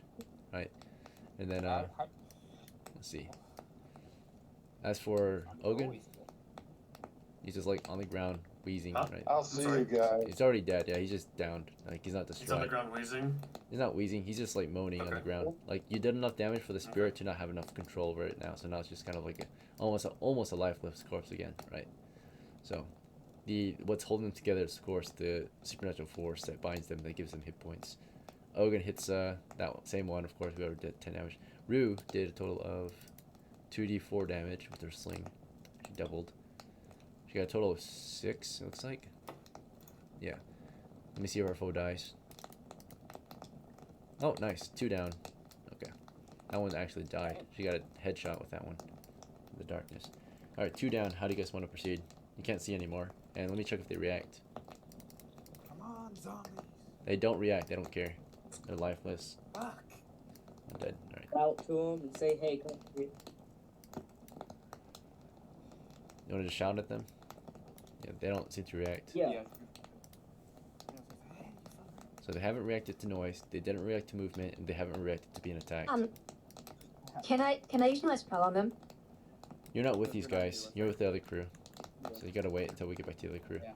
Well, we're actually about to go to the other crew right now. So, as you guys had your round of firing, it's the other crew. So we're back to you, LEMGAHN, and HEBI and TOREN. It's up to you guys now. So you guys left the cave, you closed the mantlet, the dwarf arms or guards the mantlet, right? What's your move from here? You guys wanna? Is the plan to just fall back at this point, or yes? Yeah, my move is like I'd like to complain that you didn't roll for how many melee range or suicide bombers there are, and that's all. Bye. We don't roll for that. That is just to the discretion of the enemy, right? Yeah, like, you used to like half melee, half range. Yeah. So I did 90% missiles and 10% obviously some of them grenadiers. So they I don't have to tell you what they are. They, it's not my job to tell you what they're using, and they don't have to tell you what weapons they're using today, right? You guys don't tell them what weapons you're bringing in either, right? yeah. Why would we get to choose or know It was. exactly what weapons they're using, right? They're gonna employ. I mean, we can. This do the is same combat thing as dinner, war, but we didn't right? Okay, another thing you gotta know Yeah. is OD&D, if you have a problem with it, it's not balanced. It was never meant to be balanced. Combat is war, not sport, right? That means the enemy is gonna do everything in their arsenal, like everything they can, fight dirty, anything to get the upper hand, right? If you're gonna fight a fight, you're gonna fight because you're fighting a fight because you know you're gonna win. They knew they were gonna win. They fought, right? If they didn't think they were gonna win, they would retreat, right? To live to fight another, regroup, and rearm, right? Your crew, they thought they were gonna win. They tried their best, but they didn't, or they didn't want to lose everything. So that's why you guys naturally withdrew. Even retainers naturally have to. Just continue with the session. Yeah, Okay, just keep, you're not here, so I'm just gonna have to keep my mute turn you, now. yeah, or something. Or no, you're Toren. You're So, Toren. You're just gonna play Oh, it, yeah. please let me mute him. So HEBI, That's the HEBI crew. is actually gonna say, guys, we need to fall back to the dwarf encampment. Okay, yeah, it's time to withdraw. I'm fully withdraw I'm the on position. death's door here. Yeah, okay, you're good. So So you we'll guys take just the want cart to end the back and adventure. we'll take the boards back with us too. For the next turn, Toren doesn't leave. He DM. goes to the east cave. Yeah, we're taking the East cart Cave, and the very boards well. back with us. Yeah. All right. The cart and horse doesn't belong to you. It's just at the camp. This is a camp right now. We're encamping the actual cave. Oh, okay, then we're okay then. This is Yeah, the we're human okay, camp. The dwarf camp's all the way up here. Right. Yeah. The human camp took the position. Or the we can actual just buy here, whatever. Yeah, yeah. Yeah. All right. I basically retired for the rest of this adventure Yeah. because I need to heal up. Unless you'll let me play one of my alternate guys. No. If they're not here. I'll play JoJo if that's okay. Oh, at this yeah, point. you can play JoJo. That's fine. Yeah. Okay. I see Toren's going off to the east. Does JoJo want to keep adventuring for the remainder of the game? JoJo, you can make a morale check and see. And if he does, then Oh I'll yeah, play. you're right. That's fair. Let's see. Discipline check. See if he'll continue. Yep, he's willing to push on. He wants to make profit. So you can Okay. either try the Alright, caves I- again, yeah. go east with Toren, or something else. We'll see what the leader says. Yeah. Who's the leader now in your crew? I think it's just you and Toren now, right? And LEMGAHN. All right, LEMGAHN, what would you like to do? The whole crew operation that was headed to the North Cave failed, right? And you can see one's going toward the east. JoJo's trying to figure out what he wants to do. So what do you want to do, LEMGAHN? I know you've been absent for the most of the game, but majority of the game, but you can choose still. Well, I want to help, so I want to go to the east. Go with who? Or what do you want to do to help? East. It's her choice. If she's not paying Yes, attention. follow Toren. Follow Toren. Very well. Okay. HOOVY's on the way out with his master, his new master, which is the one who took command, which is well, technically HEBI, yeah. I mean, unless he wants, does HEBI have orders for him to follow JoJo, or does she just want HOOVY to fall back with her? Okay. Yeah, I think HEBI would want HOOVY to fall back with her as an NPC. So they're both NPCs now because the PC would switch to JoJo. Okay. For at least SB's player, or SB as a player, he switched to JoJo. So now those two became NPCs, non-playable. Alright, back to this crew. Alright, so you guys didn't get play for the most of the game, so we're just gonna focus on you guys. The crew up here, those who are making their way east can join that adventure, while everyone else, you're free to go if you're not part of the adventure anymore. You can spectate and see how it ends, but fortunately, we only suffered great losses to the north this time.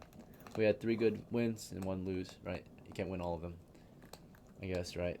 So, Jean, Tibero, and your crew, your last attempt, last round was yelling at the enemy, see if they would react. They haven't reacted.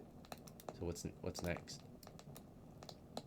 So, so I'm just gonna speak obviously. Alright. That's fine. Go ahead. Might be a little dumb, but I think we should go in there and kill them. Okay, yeah. Oh, sorry, I didn't want to kill them. Your job is to hunt them down anyway. You want to move in and kill them? Yeah. Call, so. Advance. Yeah. But Close and destroy. I'm gonna take the place of, because we lost someone, right? Tibius? Tibero? Oh, he left? Alright. Yeah. Not in chat anymore. Yeah, I don't know where he went. So he's just gonna fall out. Yeah. And that was his take chance to place. actually get some action, and he wasn't even there for it. Very well. Okay. Yeah, I think the majority of the game was just the other group. Yeah. I take SILYS then? place, and I'm gonna switch my sling to my warhammer. Warhammer time. Okay. Good against undead, hopefully. Yeah, it is. Stand up as well. Let's see. Alright. The rest of you. You just get ready to advance, right? Melees are going to be crouched advance. Bear in mind, crouched advance leaves you susceptible in hand-to-hand combat, right? Because then your head is lower. No, They'll just smash your brains. Right. It's good in missiles, so you guys can shoot, right? Yeah, but like we can't see anyone. There's no one to shoot, so we just have to advance forward. Okay, standard advance. Yeah. Yeah. Okay. And I won't go on the flank. I'm going to go on the side. Side. All right, stick to the side. So in order to move to the side, right, without slipping, you have to have your speed. You move carefully, right, around the pit. That is fine. Okay. So you have speed into it. All those people rear guard. Yeah. Okay. All right. Your crew advances through the entry tunnel. The old plank is all wet and old. 3 skeletal remains. You can kind of see the zombies in the dim lighting. They're just hanging out. Torches on the floor still. It's your only light source. You want to advance westward or southwest? How do you want to continue into the cave? West. West. Okay, just a moment. Also, yeah, that's it. Okay. Westward. Toward the torch. Try to pick up that torch on the way, probably. Or one of the guys might. Let's see. Or you can kick it toward them, right? So you can see better. Yeah. Alright, so you advance, moving forward. And then as you get close, suddenly these 15 skeletal remains begin to animate, right? They're all like starting 15? to... Yeah, 15 skeletal remains. 3 at your feet, 12 to the south, right? You can see like the bones are starting to connect. You can smash them as you're mid animation, right? Yep. So I would say if that's the case, Jean, you can double kill. You can immediately destroy 2 as they are forming up. You just spear through them. Actually, the spear is not good against these. They're bones, so you get only 1. So you stab, and it just goes through. The hammer is really effective. You clearly get 2 kills. Yep. You crush skulls as they're rising. But yeah, their bones are resistant to slashing weapons for the most part. Hammer, easy, right? Smash right through them. Do you want to shield bash instead, or do you want to use your spear? If you shield bash crush them, you get 2 kills. Alright, so you immediately take 2 down, right? Or just beat them down with your shield. Just ran through 2 of them, right? Just beat them down to the ground. So 2 already down here, right? But let me put them on the map. As that's happening, unfortunately the missiles can't do terribly much while you guys are in the way, right? Maybe they'll be ready to fire at least. If you guys can advance out of their way, then maybe they can shoot, right? So SILYS, if you want, you can push south. John, you can stay to the north, and then you will give them an opening to fire. Is that fine? Yep. Good to go. That's fine. And in that case, if you guys spread out, the shooters, of course, light up the ones that they can't see. And each of them can get, I would say, because the enemies are resistant. So in this case, they'll just get 1 kill each. Well, the one has a stone though, so Oh, the stone guy, yeah. I mean, even then, there's no lineup for her. I think maybe there is. Fair enough. Okay, if she fires south, yeah, there's lineup. So she waited as they were animating. Her stone went through 2, and those skeletons. Yeah, she got 2 kills. She has the right weapon for this. Compo, of course, just deals 1 kill as they animate. Okay, so when we put them on the board, you start the fight with a bunch of easy kills. Level 1 skeletons. We reduced them down to 5. Holy shit. So again, 2 were killed by Jean. That animated. That's metal. I like that. Because he used his shield. 2 were killed by SILYS as he ran in and just started smashing away, right, as they were mid-animation, right. You did not give them a chance to spawn, right, or to power up. And then, of course, OGAN, he just auto-killed 1, and RYOKA auto-killed 2 as they were rising, right, with their sling. Let's see. How many was that? That's a total of 1, 2, 3, 4, 5, 6, 7. 7 kills out of the total of 15, or 13, I mean. Okay. Right. Yeah, so. Okay, that's fair. Oh no, wait, there was 12 here. I just accidentally put the numbers off. It was 12 to the south, right? Yeah. So there's 15 total, 7 kills, 8 remain. Oh. Yeah, it should be 8. 8 stand. 7 on the ground still. Right. Nah. So the 8 standing will rise with weapons in their hands. 1, 2, 3, 4, What kind of weapons are they? 5. Like short swords, maces, hand axes. 1d6 damage weapons. Maces. Let's see, nothing too crazy. They're level 1 skeletons. Alright, so they rise. Right, and you guys can begin melee again. So at this point, John, you're gonna just keep using your shield, or do you gonna use your spear and start stabbing through them? Your spear has a line of attack, right? So you can stab through 2 at once. It's not effective, but you still get 2 attacks. The shield, of course. No, I'm gonna shield bash him. Okay, shield bash. You want to like shield bash toward the south? Oh no, you will get in the line of fire. So shield bash to the west. Yeah. You're just shield bashing west. Shield bash 2 in front of me. The 2 in front of you. Okay. Try to wide swing into them with your shield. RYOKA, you can, if you want, you can do a line of fire and try to get 2. Yeah. Oh yeah, she's a retainer. Okay. OGAN, you can combo against these 2 here. Line of fire. SILYS. It's my only weapon. Yeah, it's your only weapon at the moment, until you get blunt or melee. SILYS, you want to hammer through. You only can hammer through 1. The weapon has only 1 line of attack, so. But it's really effective. Yeah, because it's not a long weapon. Okay. I'm going to hit the ones. To the west first or the south? Yeah, you should focus on the south since they're taking out the west. Yeah. Yeah, that's what I mean. But yeah. Good to go. Yep, you're just gonna start crushing. All right, back to this crew here. You guys are making progress toward the east. We'll say your group. Reinforcements, hell yeah.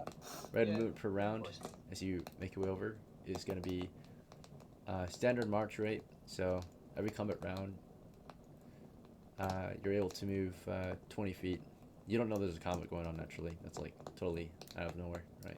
So, but you're not exploring. You're just walking over there at the rate of like, or jogging over there at the rate of 20 feet per 10 seconds. Okay, back to this crew. Next round of combat. We're resolving it, right? So we declared our actions. Now we're gonna resolve the actions that we chose, right, for round 2. So in round 1, you guys had a surprise round on these skeletons, right, as they were spawning. In round 2, you guys are up against them, right? So Jean, start with a spear, or no, a shield bash. The shield bash versus their swings. Yeah. We're gonna roll initiative. Jean, give me 1d6. You gotta beat a 6. Never mind, you already. I think you already lost. You can roll if you want, but. Shit. Yeah. Oh, if I'm max to 6, what? Yeah, try. Cancel You have a out. chance. You might get simultaneous at the very least. As you beat them with your shield. 1d6. So, in this in close quarters like this, What the fuck? melee would go first in close quarters like this. So, Yeah, you might have to roll for me because it's like. good to go. All right, d6. Yeah, they got first strike. So as you try to swing your shield on them, they rose, and as they rose, they just immediately start thrusting as they rose up. They swing their axes, they thrust their swords, they jab their spears into you. Right, they took the initiative. Let's see if any of them hit. 3 attackers. They are 1 hit die. They don't have fighting skill against you. The fighting skill is lower hit die monsters. You get to deal +4 to hit, or double damage if you already hit. So, let's see. Oh shit. 1 natty. Damn. Yeah. 1 normal hit. Fucked. Okay. Check your armor. Yeah, so you're hit. I got pretty good armor. Let's see. This is 2. This is 4. This is 6 bonus. You currently have AC 3. So the 19, the 20 are hitting. The 4 clearly misses. Alright, you took a total of 10 damage and died. Alright, Jean died today. Okay. Got cut down. Let's see. Yeah, he did his best. He went into the front lines, started swinging his shield around. Before he could swing it, the enemies stabbed him, right? He's outnumbered, surrounded. He held the line, and he got killed, right? Holding the line. So, in the chaos. Yeah. It's up to me. Boy. Oh yeah, you can switch to RYOKA, right, in a second. Then here's SILYS to the south, just swing on them, right? SILYS, give me initiative. RYOKA's yours, right, Jean? Or does RYOKA belong to SILYS? No. Oh yeah, you got DWARF, OMESBEE. Oh yeah, he's at the rear guard. So he can charge forward in a second. Pass RYOKA and OGAN run in there and start swinging if he's brave enough. I actually have to do a morale check on him. This player just died. What was Jean's charisma? Yeah, he's out. He's like, oh, he's running, right? Yeah. He broke morale. Okay, SILYS on the other hand, you're going ham on these guys, hopefully. Give me initiative roll, 1d6. Ah, shit. You're up against a 6. I rolled a 6. Nice. Okay, simultaneous. Roll to hit. Alright. So out of these 3, I we got have a 15. 2 spearmen from back here. You got 5 attackers. You got a 15 on your hit. You're gonna hit. Roll damage. Yep. Yep. You have 5 enemy attackers. That's a 6 damage. One got a nat 1. Okay.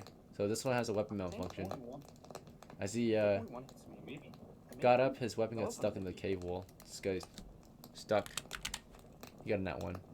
18 and 15, I think 2 of them might hit you. What'd you get for your damage? I rolled it's 6. It's a D6, correct, for Warhammer? Yeah, Warhammer, D6. Yep. Yes, yeah, No reduced damage in this case. Because it's a blunt weapon. Every other weapon has half damage. Let's see. So SILYS. I have really good armor. Alright, where's your sheet? Okay, that's just a house roll we've got for skeletons actually. So, alright. You got a D6. You scored a 6 for damage. You're gonna definitely crush one most likely. Do you want to go for the stuck one or for one of the livelier ones? The stuck one. Okay, you crushed them. The other one's down so far as I know. Okay, and of course we had possibly 2 hits on you, 18 and 15. Checking your armor right now. You got heavy helmet, mail, gamson, and shield equip. Unfortunately, your shield arm is to your left, right? So you can only protect against the south as you're swinging that stuck one, right? So you're exposed to these guys. So I have an AC of 3. let's see. This is 2. This is 2 as well, and this is 2. Yeah, AC 3. You're right. So yeah, AC 3 against them. The 18 and the 15 might miss actually. Let's see. No, you're flanked. Yeah, you're hit twice. Okay, so 2 hits. You take a total of 7 damage and died. Yep. All right. We held the line. It was metal, right? And we died. Things are not looking too good now. Went south pretty quick for this crew, right? They charge the enemy position, they start swinging on them, and then they're outnumbered and killed. RYOU, of course, and OGAN lit them up with missile fire. OGAN, go ahead and roll to hit, 1d20. You have a line of fire. What if I want to run? You want to run instead? You could shoot and then run. I mean, while they're busy. What am I going to do against 7 dudes with a bow and arrow? Yeah, I'll let you shoot and you can run away right after. So. Okay, so I may as well roll to hit, right? Yep. Give me 2 rolls actually. You have a line of fire. You got it. 2d20s. How do I do 2 dice on the slash roll? Yeah, slash roll space 2d20. Oh, I see, 2d20. Okay, and I have bonuses for my decks, right? Mm-hmm. Yep, okay, you also got a flank bonus. You're firing at their flank. Flanking. Okay, so flanking was +4, right? Or double damage? No. Just don't add any bonuses yet. Just roll pure d20s. We'll add the bonuses after. Okay. I had a 7 and 3. Okay. Unfortunately, those are kind of too low. No matter what, I think. Yeah. Let me check. The 7 might hit. So the 7, you have a flank bonus +2, short range bonus +1. So we're at a +3, so we're at 10. And then, of course, I'll give you a partial backstab because they're not paying attention to you. So 14. Your dex bonus as well. So yeah. I'll say the 7 hits, but the next one, yeah, it just doesn't go through the first one. Because you target a 2 though, you get half damage, and you already get half damage again because they're skeletons. So you deal only a total of 1d2 damage to him. So go ahead and roll 1d2. Slash roll, yeah, space 1d2. Okay, I got a 1. He had 7. He's a bulky guy. Okay. So you got a single hit. Bulky skeleton. Right? And then you start running away. RYOU did the same, I think. Yeah. She belongs to SILYS. I like to shout run as well. Yeah, you warned her to run. Morale check. I think it's in the morale score for him. Yeah. So she is able to fire still. She followed through with her shot. Yeah. She went for a line of fire. Point blank shooting. She's an NPC currently, but she's going to be played by her player in a second. So before... Yeah. So here's her shot. She missed and then she started running away as ordered by OGAN, who's superior to her. Okay.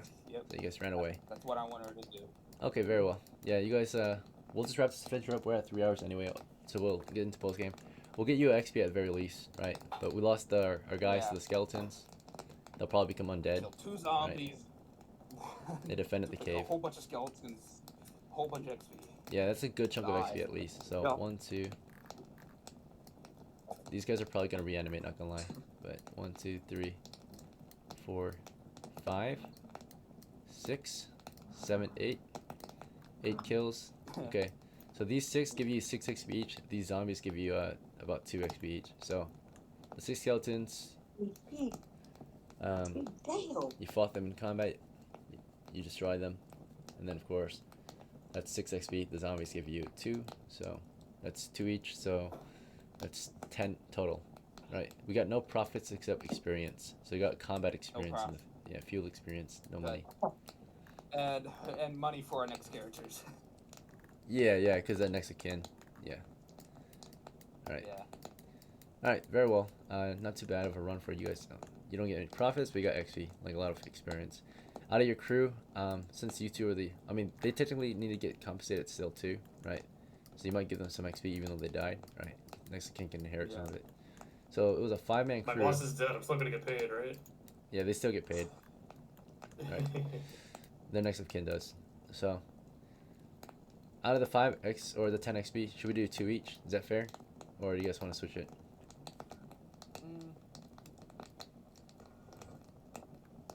What? These two fought and died for the crew, so they definitely should get 2. Yeah. Right? Yeah, definitely. I was gonna say, RYOKA was a retainer. She'll get 1. We can do 1-1 for these 2, for the retainers, and then OGAN gets the rest since he's a PC. If we do that, it's 2-2, 1-1, that's 6, and then OGAN gets 4, so he makes more progress to T2, so we can have more useful thief. Yeah. Is that good? So, Alright. No XP disagreement. did we get? You 2 got 2, so OGAN took 4, so he's at 5, halfway to level 2. RYOKA and OMESBEE got 1. So RYOKA 1-2-1. OMESBEE 1-2-1. So I get 30 copper for JEHAN the third. Yeah.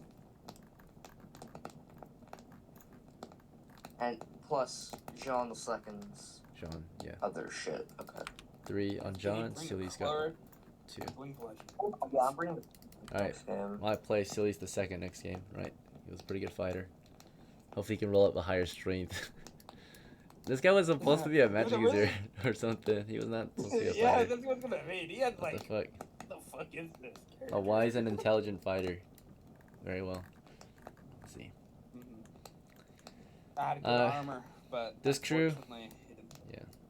Unfortunately, we're out of game time, so you guys are just a little late. You just made your move to join the north side crew, and you guys failed that expedition. By the time you get to the east crew, they also somewhat failed. They lost half their crew, but or almost half their crew. But they at least got some experience in the field. They report that they fought undead down there. They found undead spawned, or just on guard in the cave to the east. DM, can we say that the kobolds that suicided had war paint on their faces? Why? I don't know. Because then they're really like clown kobolds. It'd be funny. What? Why? No. So yeah, for the suicide bombers, you technically don't get any experience for them because you didn't get the kill.